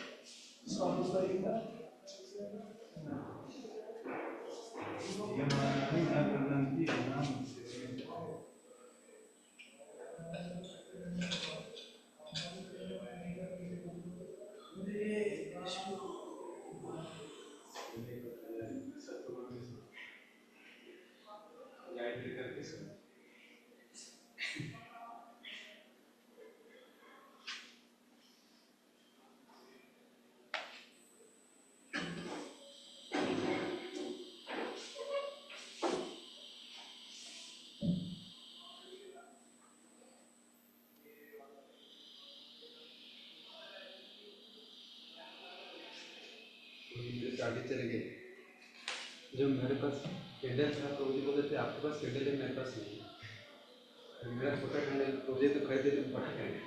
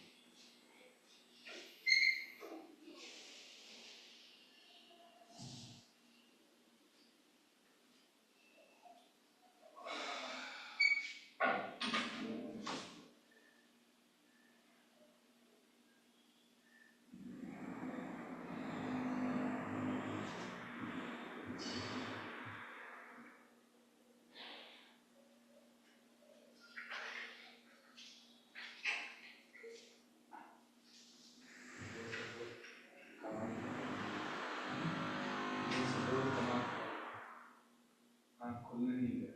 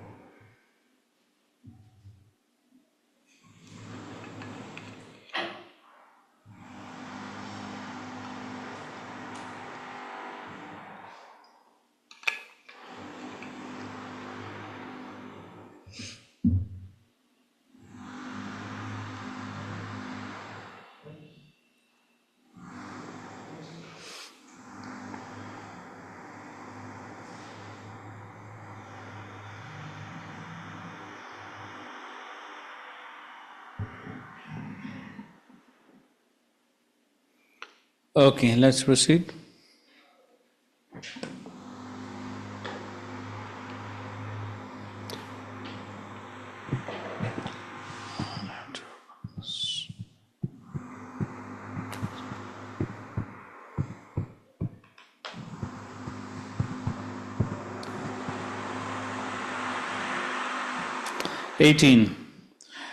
नैतादृशानां स्वजनव्यपेक्षया गृहान् प्रतीयाद् अनवस्थितात्मनां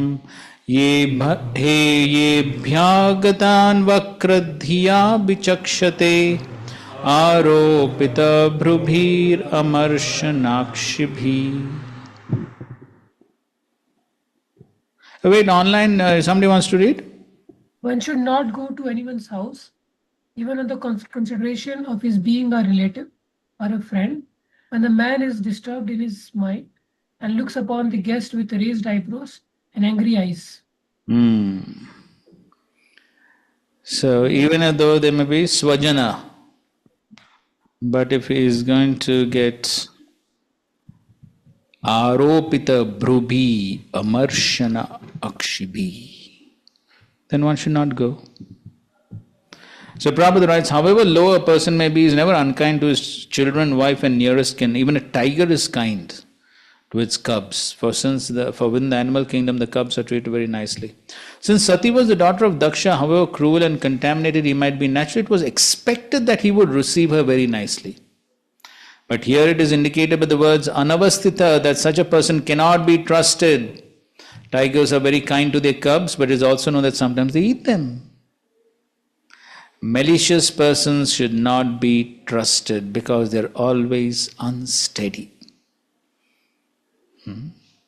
Thus Sati was advised not to go to her father's house, because to accept such a father as a relative and to go to his house without being properly invited was not suitable.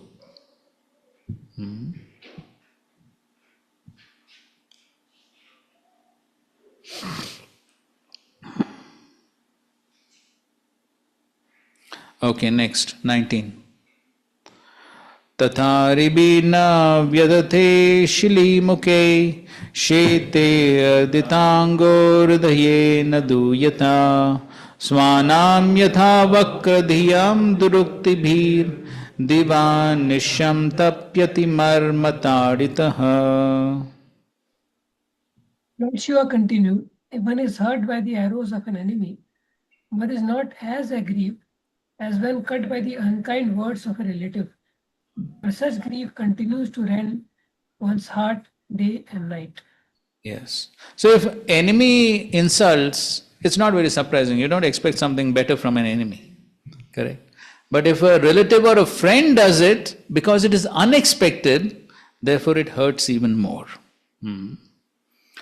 So, and then one cannot forget that grief. Diva nisham, day and night, tapyati, one suffers.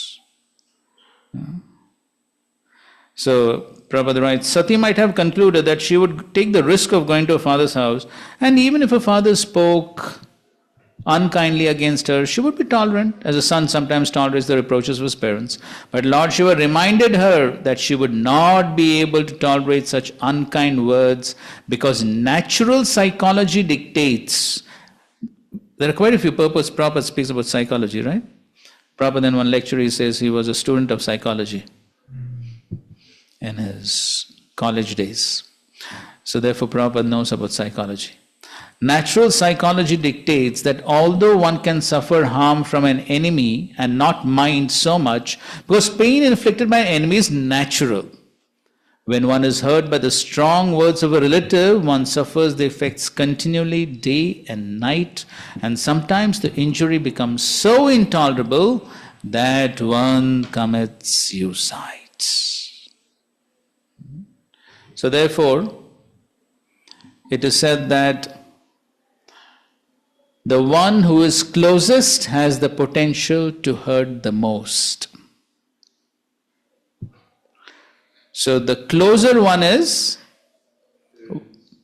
the greater is the pain when he hurts. So therefore, that potential is there.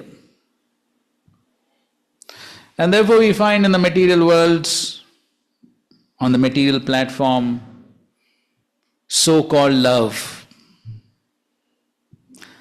Then when that is broken, this is exactly what happens. People commit suicide, right? That's the reason.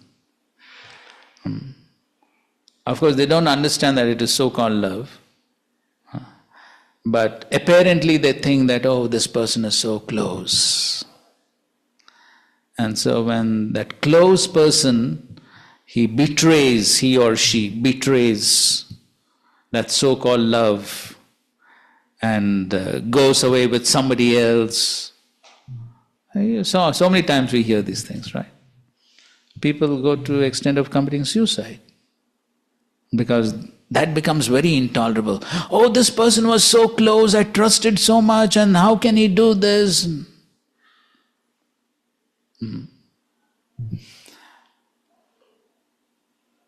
But then, as Prabhupada says, this is psychology. And psychology means it's the way the mind works. That is psychology, right? Psychology basically is study of the mind. And so the nature of the mind remains the same, whether one is devotee or non-devotee. that psychology will remain the same. It's not that devotees will have a different psychology. The psychology will remain the same. Though one may make that psychology Krishna conscious, but the psychology still remains. And so therefore, Srila Prabhupada explains that even as devotees, whether it is amongst relatives, friends, other fellow devotees, whoever it may be, there can be affection but not attachment. Affection can be there but not attachment. Attachment should be only to one person, that is Krishna. And that is why we find Mother Kunti in her prayers, she is asking, praying to Krishna to cut off affection, attachment to Pandushu and Vrishnishu, these family members. They were devotees. Okay? They were devotees, right? Then why is she wanting to cut that attachment?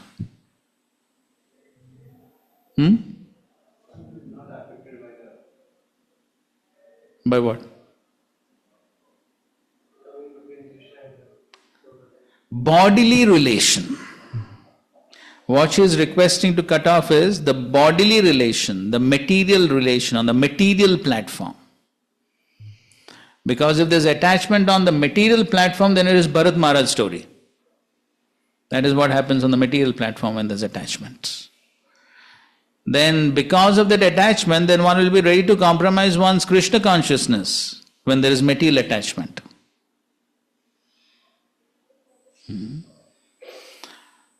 So therefore she is requesting. And therefore, ultimately, all the other relationships should be dovetailed or made conducive to increase the attachment to Krishna. So if the other relations are helping one to increase attachment to Krishna, it's fine. But if those relations are an obstruction to increasing attachment to Krishna, then one should do the needful. The same principle amongst devotees. So even as brahmacharis living in the ashram, the same principle applies. Psychology will apply everywhere. So if one becomes materially attached to someone,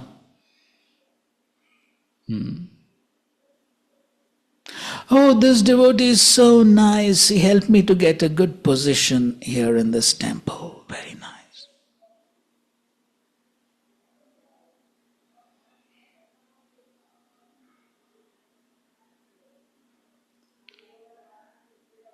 So then tomorrow, that same devotee,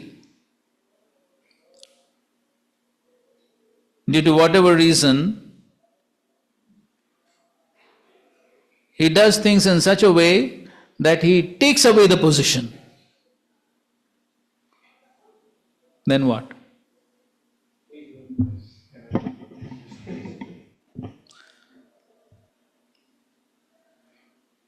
Then what will happen? Hatred. Hatred is one thing, but what else? Yes, the mind will be so disturbed. I never expected this person to behave like this. Because there's that attachment, then one has a certain expectation, correct?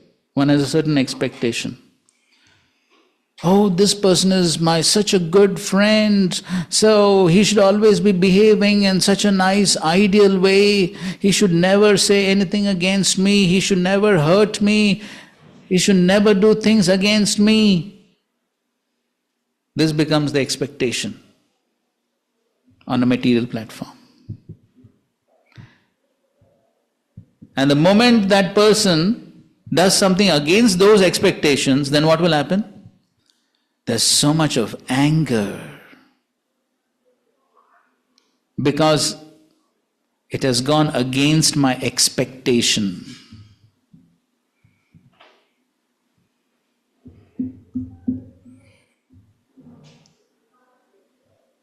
And then when such a thing happens, we see those same best of friends become the worst of enemies.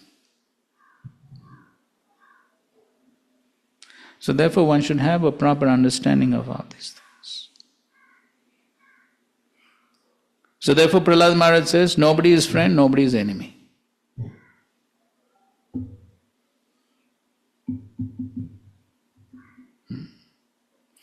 So therefore, yes, we take help from devotees to advance in Krishna consciousness, but the goal must not be forgotten.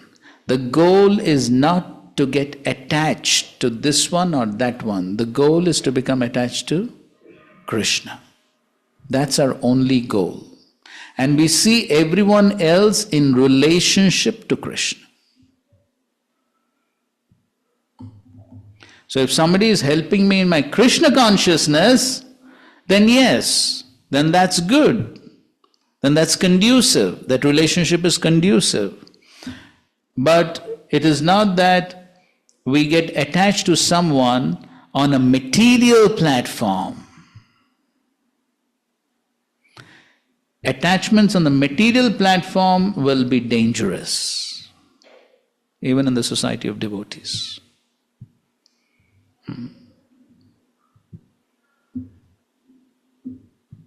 And the same principle applies even when one gets attached to some senior devotee or maybe even the Diksha Guru on a material platform.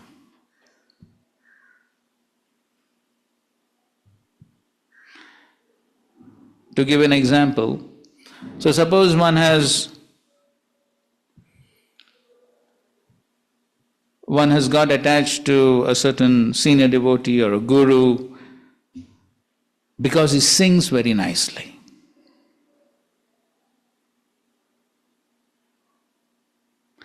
And tomorrow, for whatever reason, he is unable to sing. Then what? Then what? So that time he was very good devotee, very inspiring devotee because he was singing. Today he is not able to sing, so useless devotee.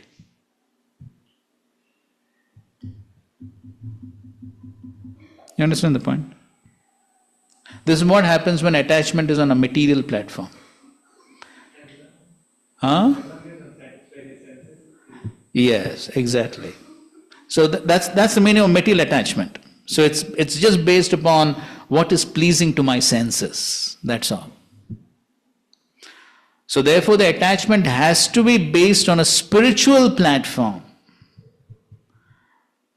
How much the other person is inspiring my Krishna consciousness. How much the other person is bringing me closer to Krishna. That should be the basis. Not the material, oh, he sings very nicely or he speaks very well. Such a systematic presentation.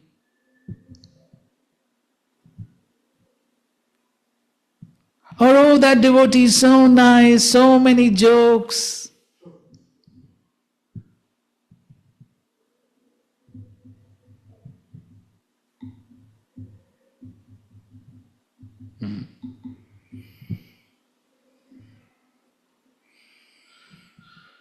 So, one has to be very careful.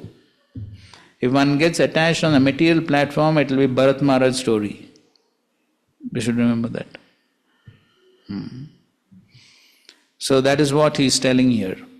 So therefore Lord Shiva is warning Sati that you are thinking, oh, he is my father. So that's material attachment. On a bodily platform, he is my father. And therefore, okay, I can tolerate even if he says some insulting words. Lord Shiva is saying, no, that is not psychology. The psychology is the closer the person, more the potential to cause harm. That is psychology. So therefore, one should have a very clear understanding of how to maintain these relationships, attachments, and all these things. And we have seen some things, but so just like one at a certain point of time, there was one devotee. He loved a senior devotee so much, so much to the extent that he would try to get some paraphernalia of the senior devotee a little secretly and keep in the locker and things like that. So great admiration. Of course, there could have been a mix, material, spiritual, some mix. But then because it was not totally on a spiritual platform, so when that same senior devotee sort of spoke something which was not very palatable, unbearable.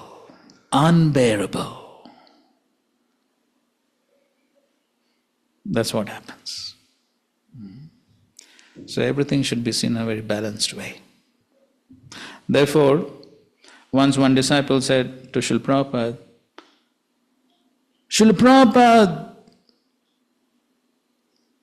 I trust you so much, I can give my life for you.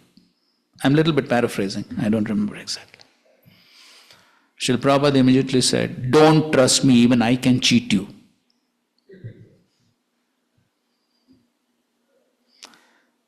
Only trust Krishna. So everything should be taken in a very balanced way. So yes, on one hand, yes, we were talking about attachment to devotees, right? That's the way to become attached to Krishna.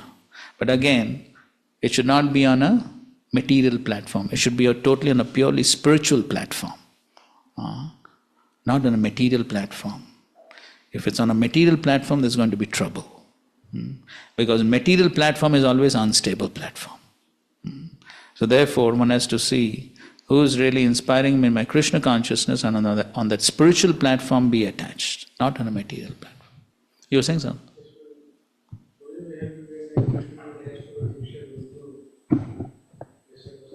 Yes. Yes. And again you gave, I was having this question and you gave those examples also, that we should not be attached to our senior and guru on material platform. Then Prabhupada told, I may also cheat you. So could you please reconcile this? Reconcile what? We have to be attached. We have been told and we are chanting every day in the morning. So that's what, no, we have to be attached, but not on material platform. Not on material platform. That means not just because somebody has some material talents and skills, I become attached to that. Because those material talents and skills, how long they're going to last? How long? Not so long. Material means is bound to be temporary. So then when that material talent and skill is gone, then what? Then our source of inspiration is gone then. Because we were inspired by what? We were inspired by that material talent and skill. And when it is gone, where is the source of our inspiration? Finished. That's the danger. So we should be attached to their devotion. Exactly. So the attachment has to be on the spiritual platform. We have to become attached to a devotee because of the spiritual qualities, because of the dedication to Krishna, the surrender to Krishna. That should be the point of it, or the reason for attachment, not material. And sometimes we do see these things happening. So devotees accept certain Diksha gurus on the material grounds, then after some time they lose that inspiration. Then becomes a problem. Okay, fine. Let's go ahead.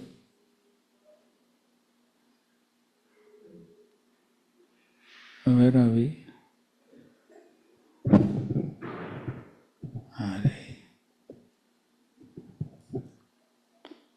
Now, this is which verse?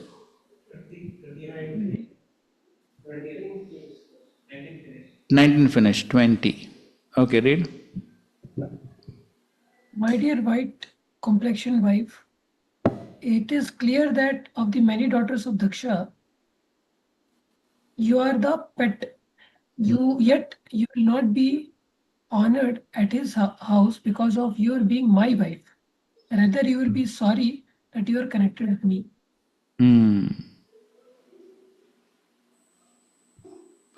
Anyway, just on that previous verse, Vishwanath Thakur makes a nice point.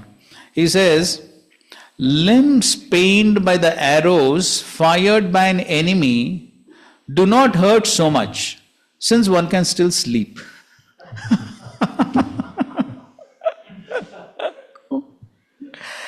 That's enemy, what you expect? Okay, theek hai, chalta hai. Injured by the harsh words of relatives, one suffers pain day and night. That means one cannot sleep at night. With a distressed heart. Hridayena duyata. Okay, so now in this 20th verse he says that yes, you're the pet daughter, but still, because you are connected with me and he is envious of me, therefore, seeing that connection, he will not respect you also. You will be sorry. So, purport, Lord Shiva put forward the argument that even if Sati proposed to go alone without her husband, still she would not be received well because she was his wife. There was every chance of a catastrophe even if she wanted to go alone. Therefore, Lord Shiva indirectly requested her not to go too far. So you can see all these various reasons he's giving why not to go, and from all different perspectives he's speaking. Whether she goes with him or without him or any case, it's going to be a disaster. 21. Wait, our Pandurang Shampru has not read anything. Yes, he's He's not there? Shall read only noises then. 21 now. Yes, 21.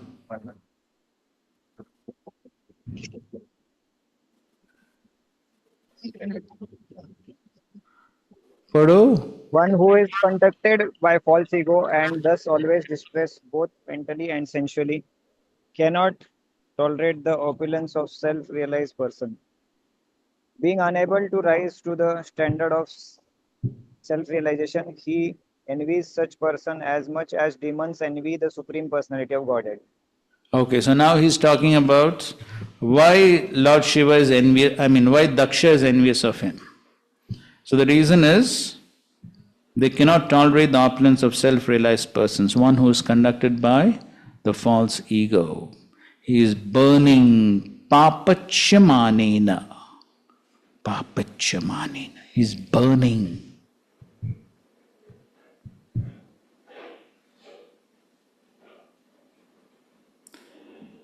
Dveshti yatha asura harim. So they envy as much as the demons envy the Supreme Lord. So as Prabhupada says, the real reason for enmity between Lord Shiva and Daksha is explained here.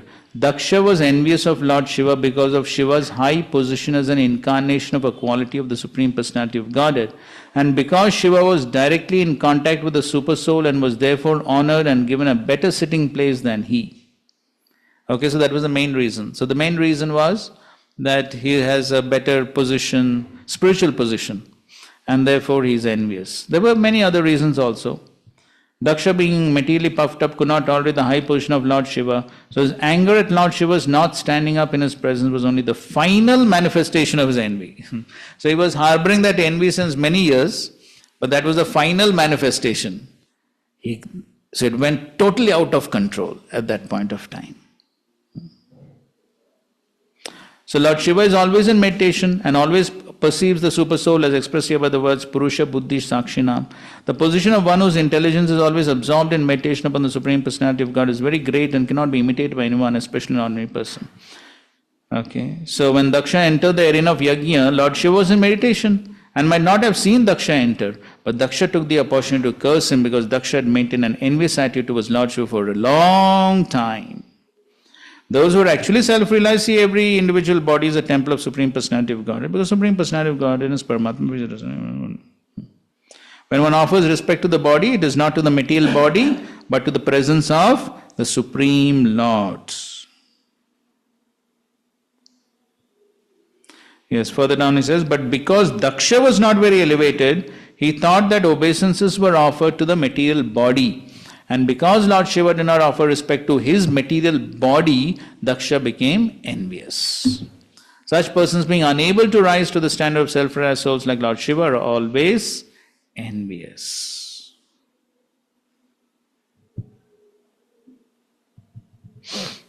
Okay, read 22.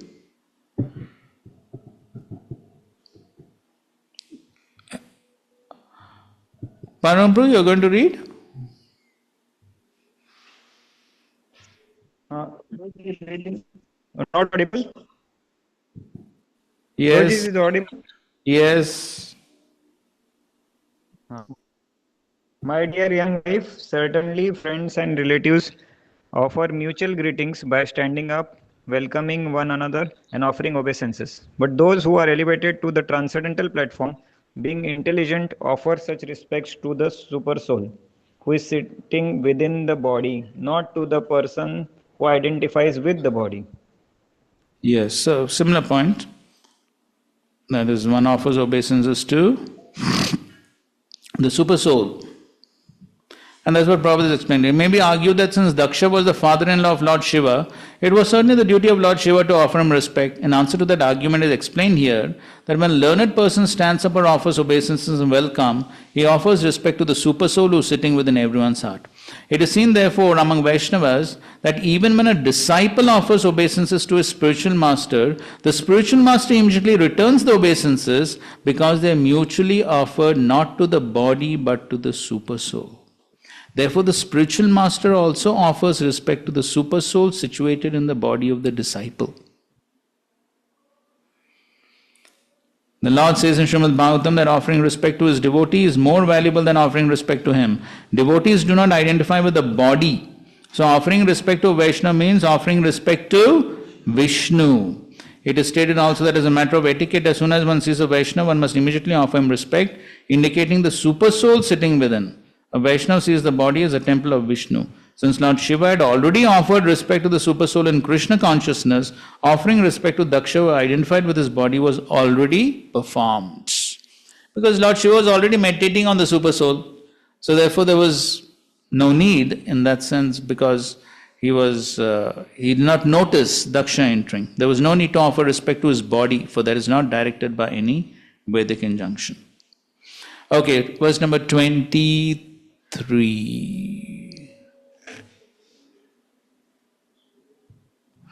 So this is a famous verse which is very often quoted, which indicates Lord Shiva's position.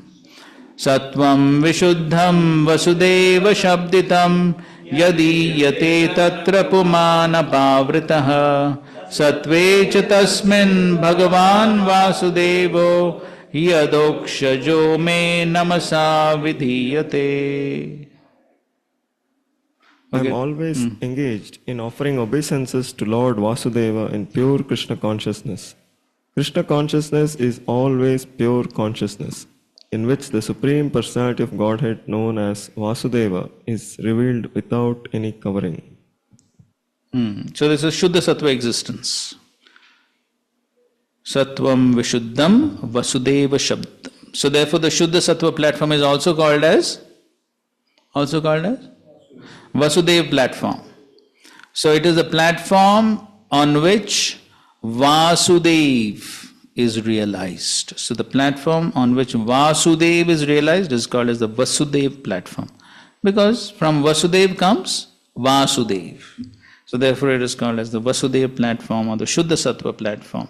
So Lord Shiva is saying, so I was in meditation on Vasudev and therefore I was offering obeisances.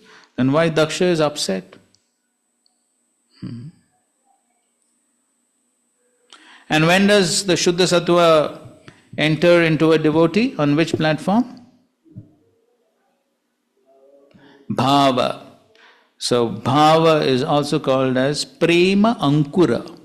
It's the first sprout of Prema. So it's the initial rays of Shuddha Sattva begin to enter on the Bhava platform.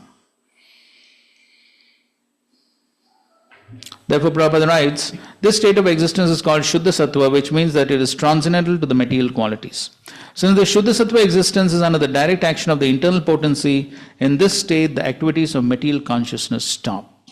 For example, when iron is put into a fire, it becomes warm, and when red hot all its iron, it acts like fire.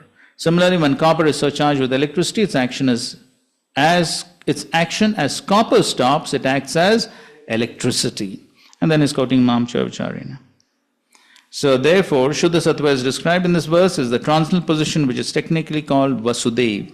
Vasudeva is also the name of the person from whom Krishna appears. This verse explains that the pure state is called Vasudeva because in that state Vasudeva, the Supreme Personality of Godhead, is revealed without any covering. To execute unadulterated devotional service, therefore, one must follow the rules and regulations of devotional service without desire to gain material profit by fruitive activities or mental speculation. That's how one comes to the Vasudeva platform, by following the process of pure devotional service. So,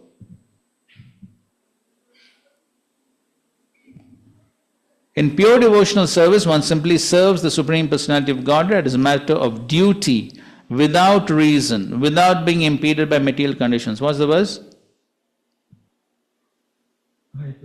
Yes, ahaituki apratiyata. That is called Shuddha Sattva or Vasudeva, because in that stage the Supreme Person Krishna is revealed in the heart of the devotee. Srila Jiva Goswami has very nicely described this Vasudeva or Shuddha Sattva in his Bhagavad Sandarbha. He explains that Ashtotara Shata, 108, is added to the name of the spiritual master to indicate one who is situated in Shuddha Sattva. Sometimes we find that is added in front of many names, right? Even so-called Babas, Bapus, so many people, they add this, correct? But ideally it is meant only for one who is on the Shuddha Sattva platform. Well, of course, they will say we are on Shuddha Sattva. But the symptoms show. The word Vasudeva is also used for other purposes. For example, Vasudeva also means one who is everywhere or all-pervading. The sun is also called Vasudeva Shabdita. The word Vasudeva may be utilized for different purposes, but whatever purpose we adopt, Vasudeva means the all-pervading or localized Supreme Personality of Godhead. Vasudeva Sarvamiti Samadhi.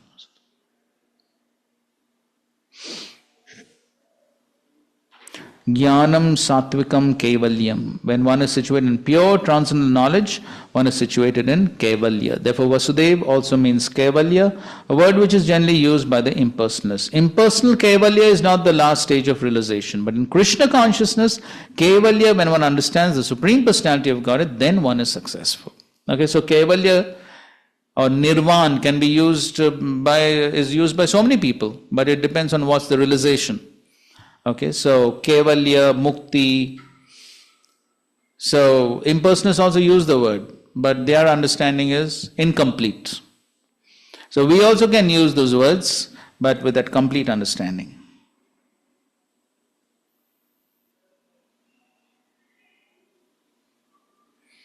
So quite a long purport.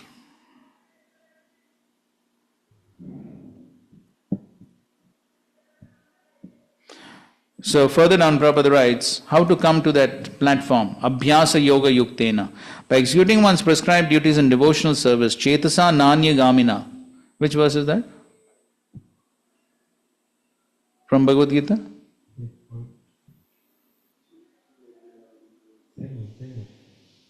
8th chapter, 8th verse. Or simply by hearing about God and chanting about Him, if one's mind is always engaged in chanting and hearing and is not allowed to go elsewhere, one can realize the Supreme Personality of Godhead. As confirmed by Lord Chaitanya, by the Bhakti Yoga process beginning from hearing and chanting, one can cleanse the heart and mind, and thus one can clearly see the face of the Supreme Personality of Godhead. Lord Shiva said that since his heart was always filled with the conception of Vasudeva, the Supreme Personality of Godhead, because of the Supreme Lord's presence within his mind and heart, he was always offering obeisances unto that Supreme Godhead. In other words, Lord Shiva is always in trance samadhi. The samadhi is not under the control of the devotee. Samadhi is not under the control of devotee. It is under the control of Vasudeva. For the entire internal energy of the Supreme Personality of Godhead acts under his order. Of course, the material energy also acts by his order, but his direct will is specifically executed through the spiritual energy. Thus, by spiritual energy, he reveals himself. So, what Lord Shiva is trying to say, that I was in meditation, in samadhi, when Daksha entered, and that is not under my control. So, how can you blame me for not seeing you when you entered? I was in samadhi, and that is not under my control. That is what he is trying to explain. By his sweet will, he reveals himself by his internal potency, being satisfied by the transcendental loving service of the devotee. So anyway, today morning, that entire pastime of Sakshi Gopal. So same thing. So the Lord is speaking to him, revealing himself because of his loving service. The devotee never commands, my dear Lord, please come here so that I can see you. It is not the position of the devotee to command the Supreme Personality of Godhead to come before him or to dance before him. There are many so-called devotees who command the Lord to come before them dancing. Actually, in a lecture, Prabhupada quotes the Hindi phrase which some of these bogus devotees use. Something nachite, something Prabhupada quotes actually. That's exactly what Prabhupada is saying over here. Many so-called devotees who command the Lord to come before them dancing. And so some of these songs written by these people also, they have that same moods. So therefore Prabhupada says one should not sing songs or read anything which is not written by a liberated devotee. The Lord, however, is not subject to anyone's command, but if he is satisfied by one's pure devotional activities, he reveals himself. Swayam eva sfuratya adha. Therefore, meaningful word in this verse is adokshaja, for it indicates the activities of our material senses will fail to realize the Supreme Personality of Godhead. One cannot realize the Supreme Personality of Godhead simply by the attempt of one's speculative mind. But if one desires, he can subdue all the material activities of his senses, and the Lord, by his manifesting his spiritual energy, can reveal himself to the pure devotee. When the Supreme Personality of God reveals himself to the pure devotee, the devotee has no other duty than to offer him respectful obeisances.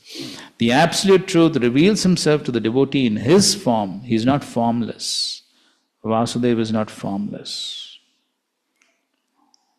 So one should not accept the Mayavada interpretation that Vasudeva is impersonal. Prapadyate, one surrenders to a person. Okay, so this is an important verse. Satvam Vishuddham Vasudeva Shabditam. Prabhuji, one thing I wanted to ask. That Ashtotarshad represent the Vasudeva platform. But what it means, is it 108 times obeisances or 108 is exactly? I don't know. Prabhupada is not writing anything.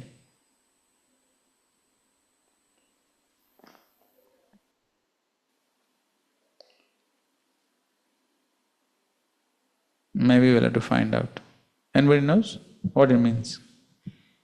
108 Ashtotara Shata. Huh? What is that?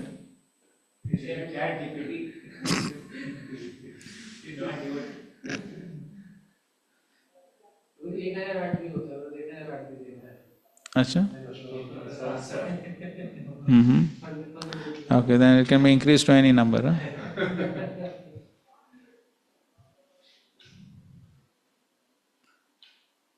Maybe it indicates, maybe, I don't know. Anyway, I don't want to speculate anything. I don't know exactly. Maybe Vilas Vadan Prabhu can find out and tell us.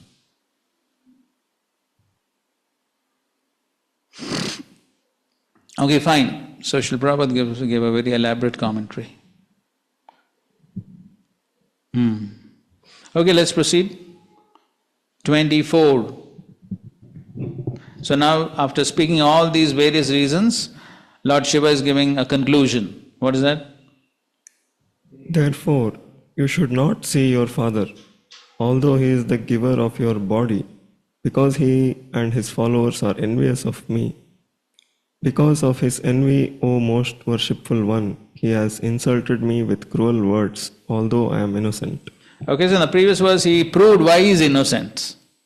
He said, I was meditating on the Supreme Lord, that is not in my control. What can I do? But your father is envious.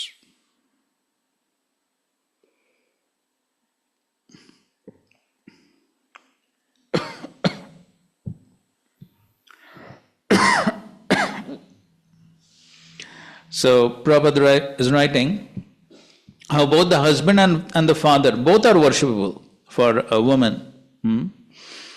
Thus both are worshipable, but especially the father, because he is the giver of the body.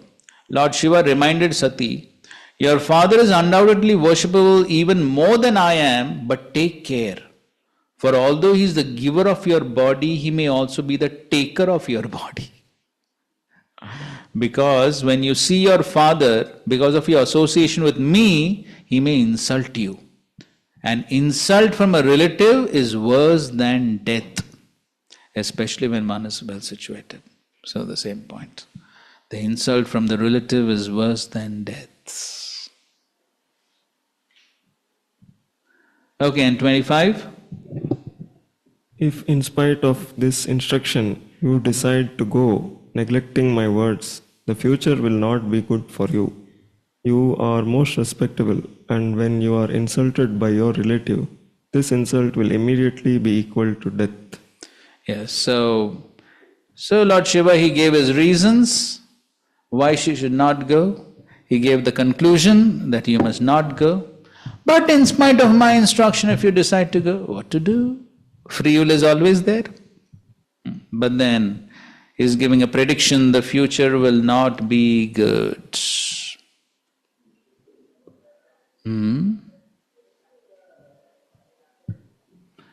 So this is how Krishna also gives instructions. So Krishna also gives instructions. So you follow this will be the result. If you don't follow this will be the result. Everything is told. Huh? Yes. Yata ichchasi tata. But before that he told everything. You follow this will happen. You follow this. And ultimately the free will of the jiva is always there. That even Krishna doesn't interfere. So same thing here also. Lord Shiva told everything. Finally he said, up to you. But if you decide to go, future will not be good. Thus in the Bhaktivedanta purport of the 4th canto, 3rd chapter Srimad Bhagavatam entitled Talks Between Lord Shiva and Sati.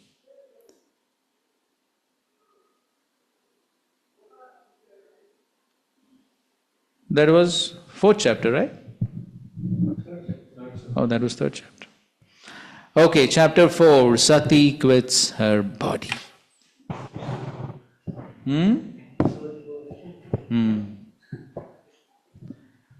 Okay, read first verse.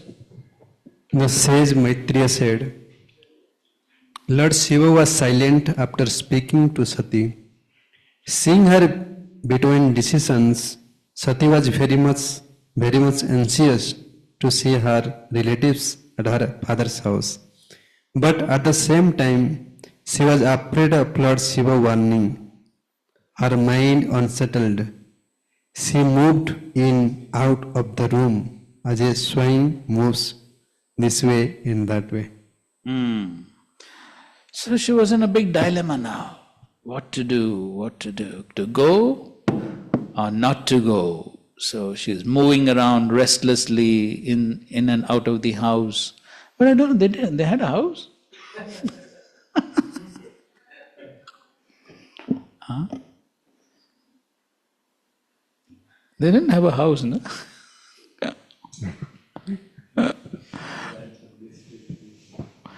Anyway, she was moving around here and there.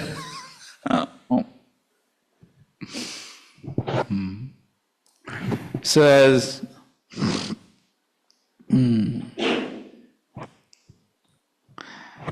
when Prabhupada says the struggle between the two decisions was so strong that she was pushed from one side of the room to another, and she began to move just like the pendulum of a clock. And Vishwanath Thakur says, Shiva understood that she would destroy herself if he forcibly prevented her from going. So if he forcibly told her, don't go, and prevented her, then also she would destroy herself because she was attached. Or if she went and received insults, then also same thing. So either way it's a problem. So desiring to see her relatives, she went out of the house, and simultaneously being afraid of Shiva, she again entered the house. So when she thought of her relatives, she went. When she thought of Shiva,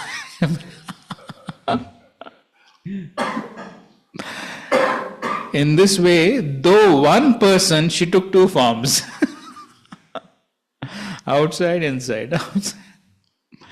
It is understood that there was a conflict of equal forces between desire to see her relatives and fear of Shiva, tug of war.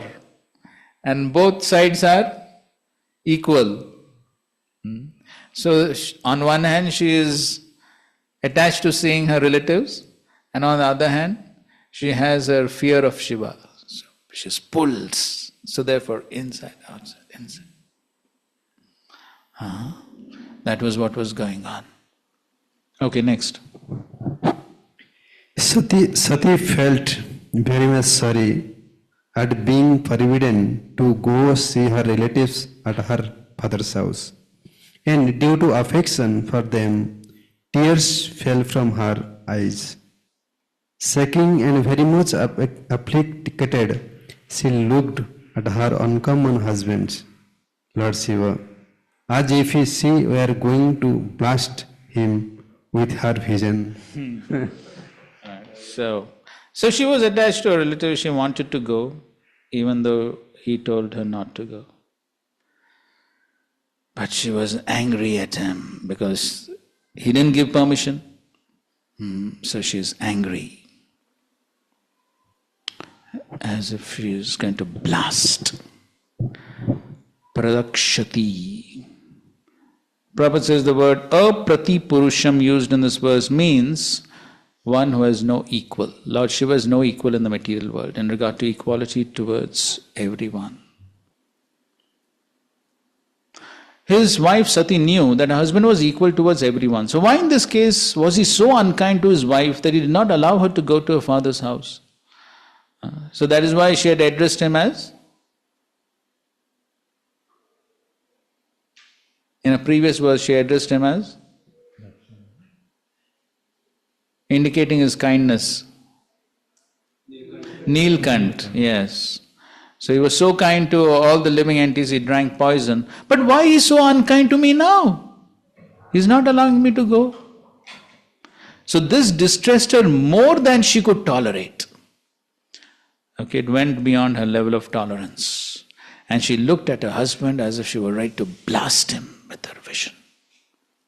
In other words, since Lord Shiva is the Atma, Shiva also means Atma, it is indicated here that Sati was prepared to commit suicide. Another meaning. Shiva is Atma, and so she is blasting her Atma only. That is the meaning. So Shiva means Atma and she is blasting the Atma. That means what? She is going to commit suicide. Another meaning of the word aprati purusha is the personality was no rival. Since Lord Shiva could not be persuaded to give her permission, Sati took shelter of a woman's last weapon, and that is weeping, which forces her husband to agree to the proposal of his wife. So that's what she was doing. So in any case, okay, text 3. Therefore, Sati left her husband, Lord Shiva, who had given her half his body due to affection. Breathing very heavily because of anger and bereavement, she went to the house of her father. This less intelligent act was due to her being a weak woman.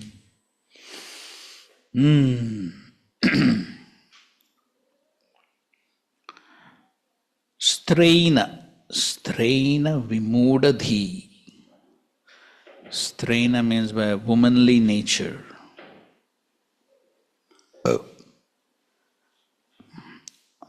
Okay, read this purport. According to the Vedic conception of family life, the husband gives half his body to his wife and the wife gives half of his body to her husband. In other words, a husband without a wife or a wife without a husband is incomplete.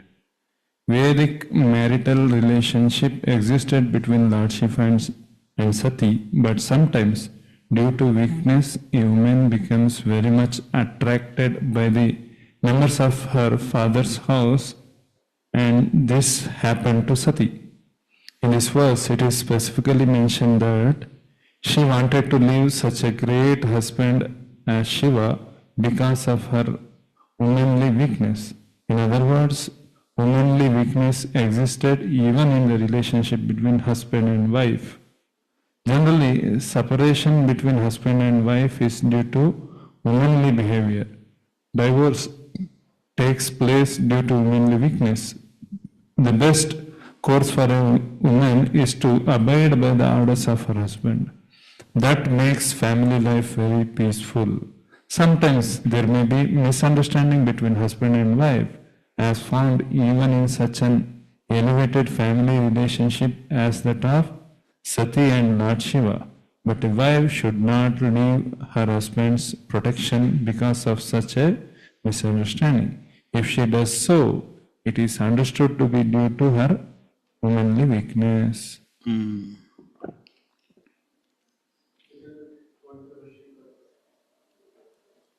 What's controversial?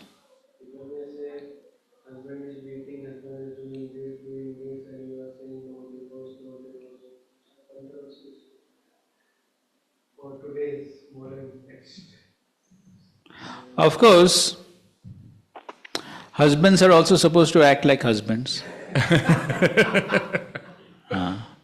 So therefore, everyone has their respective duties. Husband is supposed to act like husband, wife is supposed to act like wife.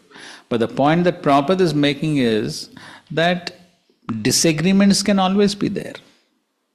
So if there is a disagreement between husband and wife, now we are not talking about those extreme situations. In Vedic times, we don't find those situations.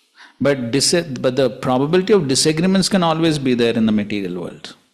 So in such cases, then what is the best course for a woman is abide by the orders of her husband. So that means agree to what the husband says. So he's not talking about those extreme situations. Then things may be a little different. So in any case, so Vishwanath Chakravarti he says, in the presence of her desire to see her relatives and fear of her husband, this was a tug of war. On one hand there was desire to see relatives. On the other hand, fear of Lord Shiva. So this was a tug of war. He says, desire to see relatives was stronger and fear of husband was weaker. And thus she gave up Shiva with grieving heart, went to the house of her father. And who was Shiva? He had given half his body to her. What was the reason for giving up? Her intelligence was deluded by her womanly nature. So this is also very instructive for us. So there is, as Krishna also speaks in the Bhagavad Gita, and the Acharyas also describe as one of the anarthas that prevents one from getting the full effect of the holy name, and that is Hridaya Daurbalyam, the weakness of the heart. In Bhagavad Gita also Krishna chastised Arjuna, right? What's the verse? Shudram Hridaya Daurbalyam Kshudram Hridaya Daurbalyam Tyaktavotishta Parantapa. So, Krishna was chastising Arjuna for his Hridaya Daurbalyam. So there also there was a dilemma, right? For Arjuna also there was a dilemma. What? On one hand, attachment to relatives and friends. On the other hand, yes, instruction to fight, duty to fight. At that time, Krishna is not yet given his instruction. But as a Kshatriya's duty to fight. He had this dilemma. And then Krishna accused him when he kept down his bow, that means he gave up his duty, that means his attachment to his relatives and friends was stronger. So that indicates Hridaya Daurbalyam, weakness of the heart.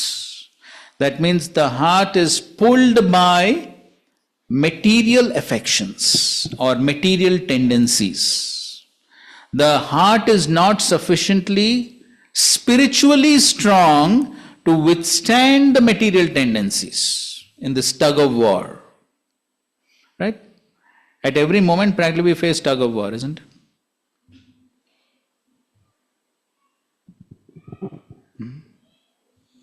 Beginning from the morning, waking up. Should I get up now or should I get up late? So beginning from there, throughout the day, so many dilemmas one may face, one may go through. And what decision one takes, as we see in this, when there's this dilemma, so there's always this dilemma between the divine nature and the demoniac nature. Both the natures exist and there's always this tug of war between the divine and the demoniac nature. Who's going to win depends upon? Yes, which side is stronger? So, when there is material attachment, that indicates weakness of the heart. The heart is weak due to material attachments. The material attachments are stronger. That means the heart is not sufficiently spiritually strong. So, as Bhaktivedanta Thakur in the Harinam Chintamani describes, the cloud of anarthas that covers the sun of the holy name, or it covers our vision of the sun of the holy name. And so in that he speaks about 4 things. What are they? What comprises the cloud of anarthas?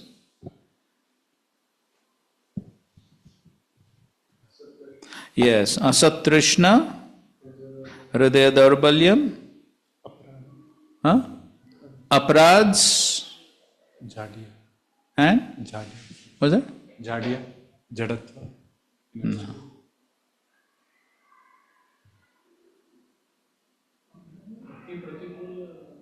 And all this is Bhakti Pratikul only. Asat Trishna, Hridaya Daurbalyam, and what is that? One more I'm forgetting.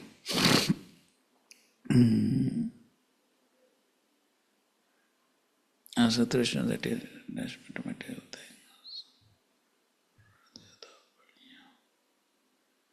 Different vibramas.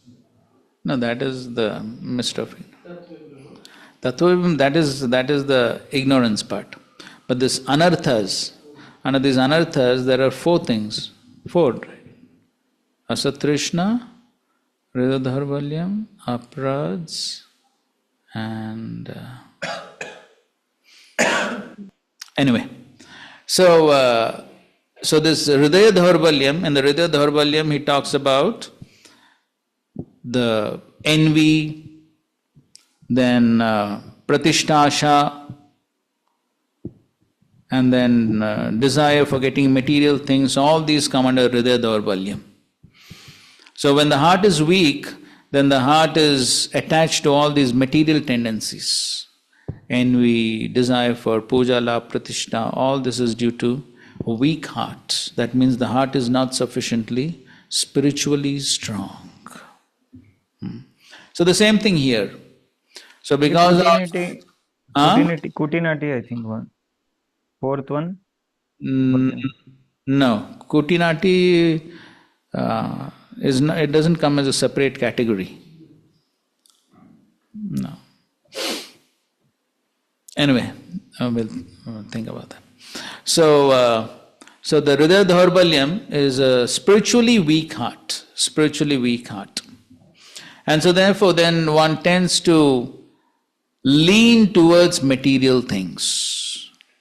One is not sufficiently spiritually strong.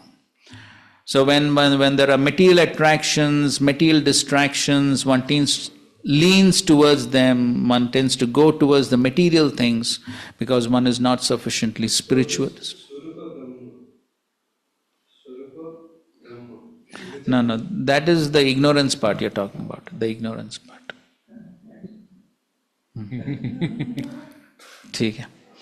So here also we find that Sati was going through this dilemma, but her desire to see her relatives and friends was stronger than the instructions given by Shiva. So same thing can apply to us. So on one hand, we have instructions of Guru Sadhu Shastra, and on the other hand, we have our own material inclinations. Now, it depends upon whether one is spiritually strong or not. If one is not spiritually strong, then one will go in this dilemma, in this tug of war, one will get into fulfilling the material desires. Just like Bharat Maharaj also, same thing. So therefore, the solution is one has to be spiritually strong, or if one is spiritually weak, then what one should do? Shelter. Yes, take shelter of one who is spiritually strong. And taking shelter means? Yes, taking guidance. One should take guidance. And not take decisions, not make decisions whimsically. So therefore then when one understands that yes, I am not spiritually strong, then one should follow someone who is spiritually strong. Then one will be safe. Otherwise, the same situation as Sati. Then one will take the wrong decisions and then there will be disaster. That is what is happening here. Okay, fine, let's continue. Fourth verse. When they saw Sati living alone very rapidly, thousands of Lord Shiva's disciples, headed by Maniman and Mada, quickly followed her with his bull Nandi in front and accompanied by the yakshas. So Prabhupada says Sati was going very fast so that she might not be checked by her husband. So she was afraid maybe Shiva will stop her. So therefore she was going fast. But anyway, so all these followers, very faithful, so they saw she was going alone. Let's go and protect. Sati did not care that she was going alone. Therefore she was almost fearless. The word anuchara is also significant, for it indicates that Lord Shiva's disciples were always ready to sacrifice anything for Lord Shiva. All of them could understand the desire of Shiva, who did not want Sati to go alone. Anuchara means those who can immediately understand the purpose of their master. So they understood the purpose of their master, Lord Shiva, and therefore they followed Sati. Okay, fifth.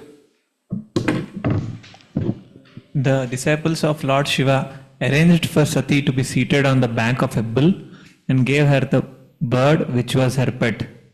They bore a lotus flower and a mirror and all such paraphernalia for her enjoyment and covered her with a great canopy, and followed by a singing party with drums, conch shells and bugles, the entire procession was as pompous as a royal parade. Okay, so they wanted to make her comfortable and happy. So therefore they arranged all this. Next. She then reached her father's house where the sacrifice was being performed. and entered the arena where everyone was chanting the Vedic hymns. The great sages, Brahmanas and demigods were all assembled there, and there were many sacrificial animals, as well as pots made of clay, stone, gold, grass, and skin, which were all requisite for the sacrifice. Okay, so that was the scene over there. So the sacrifice and the chanting of Vedic mantras. And when Prabhupada talks, this transcendental sound vibration has been simplified in the transcendental vibration Hare Krishna, Krishna Krishna, Hare Ram, Ram Ram, Hare. And then Prabhupada explained these days it's not possible to perform all these sacrifices. And another significant point is that there were animals for sacrifice. But then as we know, what were the animals for? What is the purpose of the animals in the sacrifice? Yes, to check the potency of the mantras. As to determine the effectiveness of the mantras. Okay, next. When Sati with her followers reached the arena, because all the people assembled were afraid of Daksha, none of them received her well. No one welcomed her but her mother and sisters, who, with tears in their eyes and with glad faces, welcomed her and talked with her very pleasingly. Yeah, so everyone's afraid of Daksha because they knew that Daksha is inimical towards Shiva. And so therefore nobody welcomed her. But of course, mother, sisters, they welcomed. Although she was received by her sisters and mother, she did not reply to their words of reception. And although she was offered a seat and presents, she did not accept anything. For her father neither talked with her nor welcomed her by asking about her welfare. So she was received by sisters, mother, but she did not accept. Why? The main thing was she wanted to see how the father reciprocates. And the father did not even speak to her. No welcome, no speaking, nothing. Of course, that already Lord Shiva has predicted. That is what is going to happen. And that is exactly what's happening now. So Prabhupada writes one important statement here. The material bodily conception is so polluted. A very important lesson Prabhupada is giving. The material bodily conception is so polluted that even upon slight provocation, all our relationships of love and affection are nullified.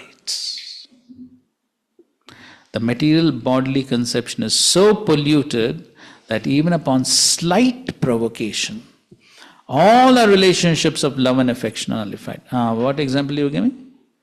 Yes. So we see that. So he with so much of love and affection was taking Devaki on the marriage day, all that. But as soon as that voice came, immediately took out his sword. That is what happens. That's relationships on the bodily platform. This is material bodily conception. Why? Because it is all relationships are based on bodily platform means lust. In the material world, all relationships are based on lust. As Prabhupada says, there is no love in the material world. And therefore, Srila Prabhupada has written that beautiful statement in the purport to 126. Srila Prabhupada writes, the relation of the servant and the served is the most congenial form of intimacy.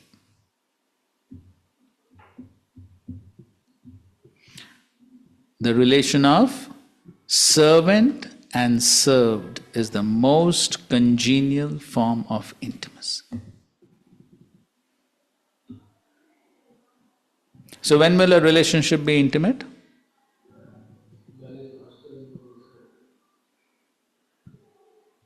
Yes, that means what? Krishna is in the center. When Krishna is in the center, that's correct. But more precisely, what does the statement mean? When servant knows the mood of the master and acts accordingly. Yes, when servant knows that he is servant and he acts as a servant without trying to become master. That means, how is a servant supposed to serve?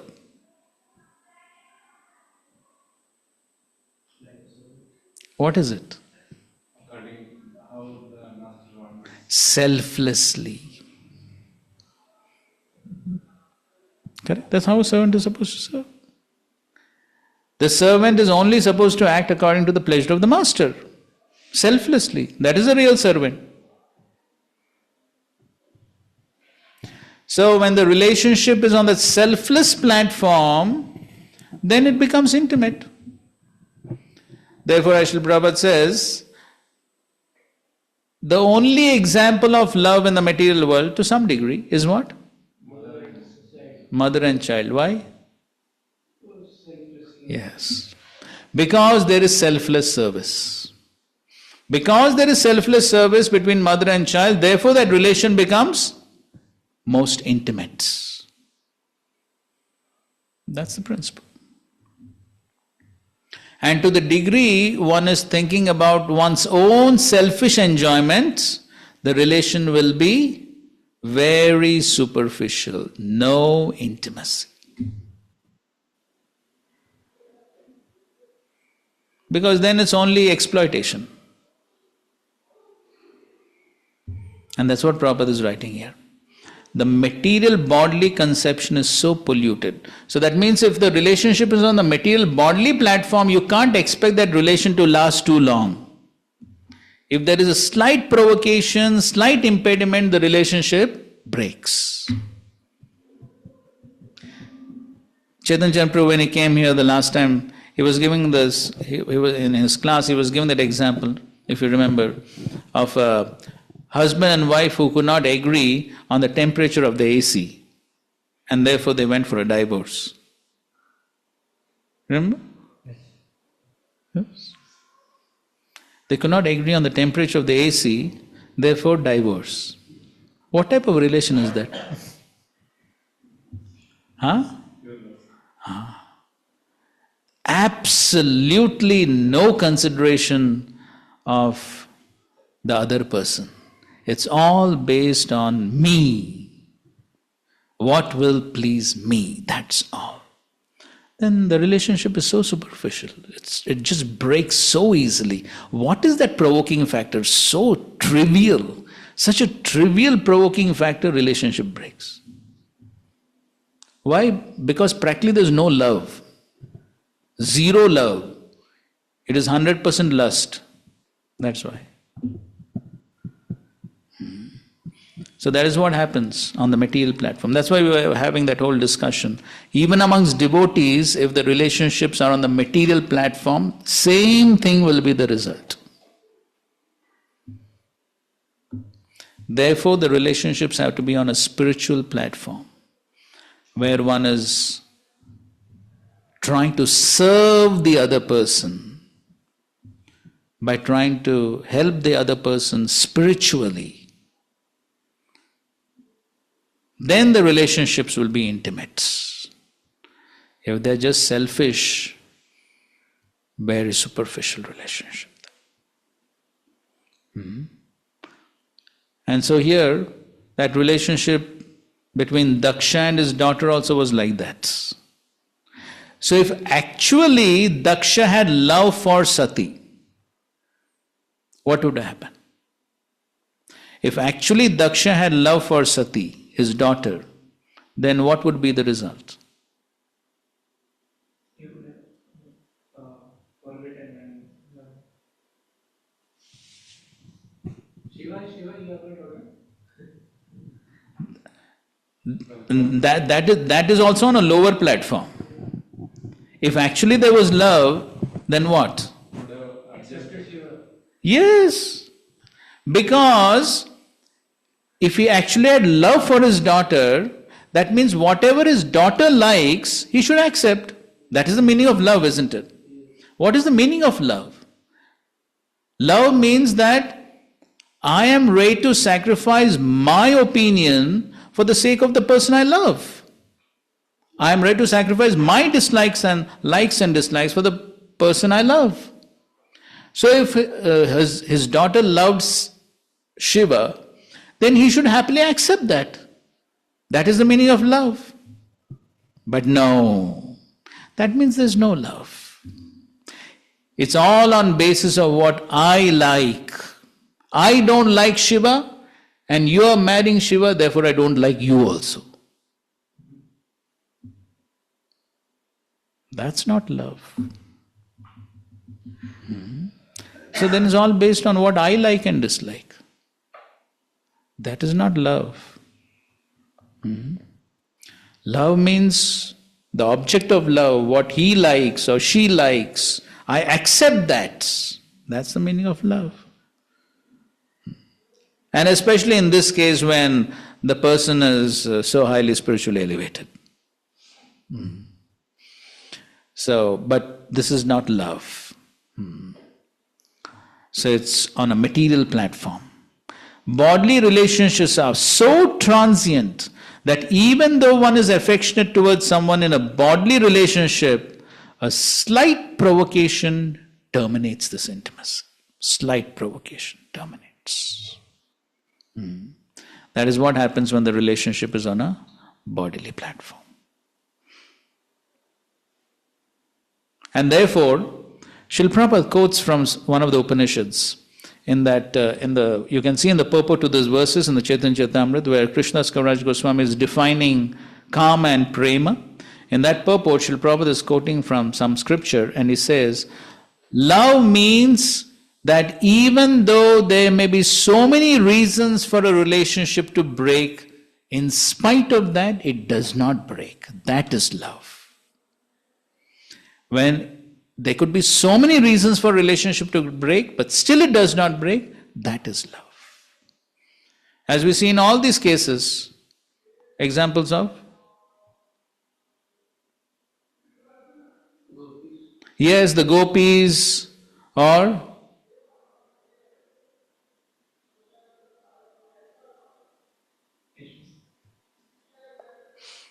Prahlad, so much torture. He could have just said, okay, I give up devotional service from tomorrow, finished. Yes, but no. Haridas Thakur, all these examples, Pandavas, how much difficulties, but still no. Not give up. That's love. Not that slight provocation, little problem, give up. That's not love. So, this is what we see here. Okay, let's read two more verses. Read 9. Present in the arena of sacrifice, Sati saw that there were no oblations for her husband, Lord Shiva. Next, she realized that not only had her father failed to invite Lord Shiva, but when he saw Lord Shiva's exalted wife, Daksha did not receive her either. Thus she became greatly angry, so much so that she looked at her father as if she were going to burn him with her eyes. So previously she was angry at Lord Shiva, now she is angry at her father. So, why? Not so much because he did not welcome her, but mostly because yes, he did not show any respect towards Shiva. And because he did not like Shiva, so then he did not even welcome her. So, as Prabhupada writes, she was not sorry for herself, for she was ready to come to her father's house without being invited. But she wanted to see whether or not her husband was being respected. That was the most important thing. Whether husband was being respected. Because as far as she was concerned, she was expecting only that anyway he won't behave properly. To see her relatives, her sisters and mother was not so important. Even when she was received by her mother and sister, she did not care, for she was most concerned that her husband was being insulted in the sacrifice. When she marked the insult, she became greatly angry, and she looked at her father so angrily that Daksha appeared to burn in her vision. Okay, 10. The followers of Lord Shiva, the ghosts, were ready to injure or kill Daksha. But Sati stopped them by her order. She was very angry and sorrowful, and in that mood she began to condemn the process of sacrificial fruitive activities in persons who are very fond of such unnecessary and troublesome sacrifices. She especially condemned her father, speaking against him in the presence of all. Right? So the ghosts and other people were immediately ready to kill Daksha. But anyway, ultimately that happened. But before that, she wanted to show her anger towards her father. So Prabhupada writes, to derive personal material benefits for sense gratification is the reason persons like Daksha and his followers perform sacrifices. Such sacrifices are condemned here as a labor of love without actual profit. This is confirmed in Srimad Bhagavatam. So all these fruitive sacrifices are for material benefits. Vaishnavanam yatha shambhu. Thus when Sati saw that her father was performing great sacrifices but had no respect for the greatest devotee Lord Shiva, she was very angry. This is fitting. When Vishnu or Vaishnava is insulted, one should be angry. And then is given the example of Jagai and Madai. When Vishnu or Vaishnava is blasphemed or dishonored, one should be very angry. Narottam Das Thakur said, Krodha Bhakta Dveshi Jane. In a lecture, Prabhupada says, at that time one should not behave Trinada Pisunichena. No, at that time one should be angry like fire when Vishnu or Vaishnava are dishonored. We have anger, and that anger can be a great quality when directed against a person who is envious of the Supreme Personality of God or his devotee. One should not be tolerant when a person is offensive towards Vishnu or a Vaishnava. The anger of Sati towards her father was not objectionable, for although he was her father, he was trying to insult the greatest Vaishnava. The Sati's anger against her father was quite applaudable. And anyway, so then first of all, now Sati begins to speak to her father about the qualities of Lord Shiva. And so she condemns Daksha's envy of Shiva. Okay, we'll continue our discussions tomorrow. Thank you very much. Grandharaj Srimad Bhagavatam ki jai, Srila Prabhupada ki jai, Samved Gaur Bhakta Vrinda ki jai. Thank you very much. Hare Krishna, Krishna Krishna, Hare Hare, Hare Rama, Rama Rama, Hare Hare.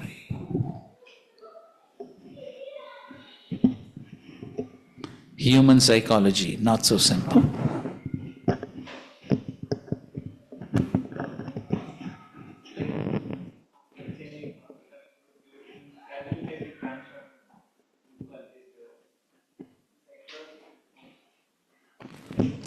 Of course, it takes time. It takes time.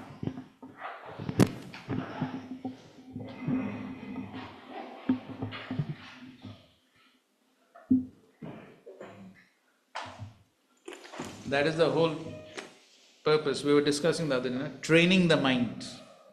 So that's the training, to change the psychology. Not overnight process. It takes time. Long conditioning.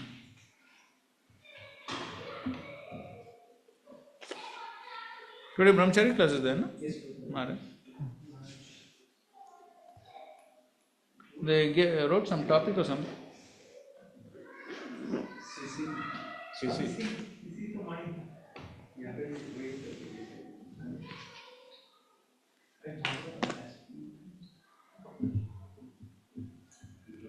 Today bronze class 7.12.9. 7, 12, 9 क्या? Oh, now there's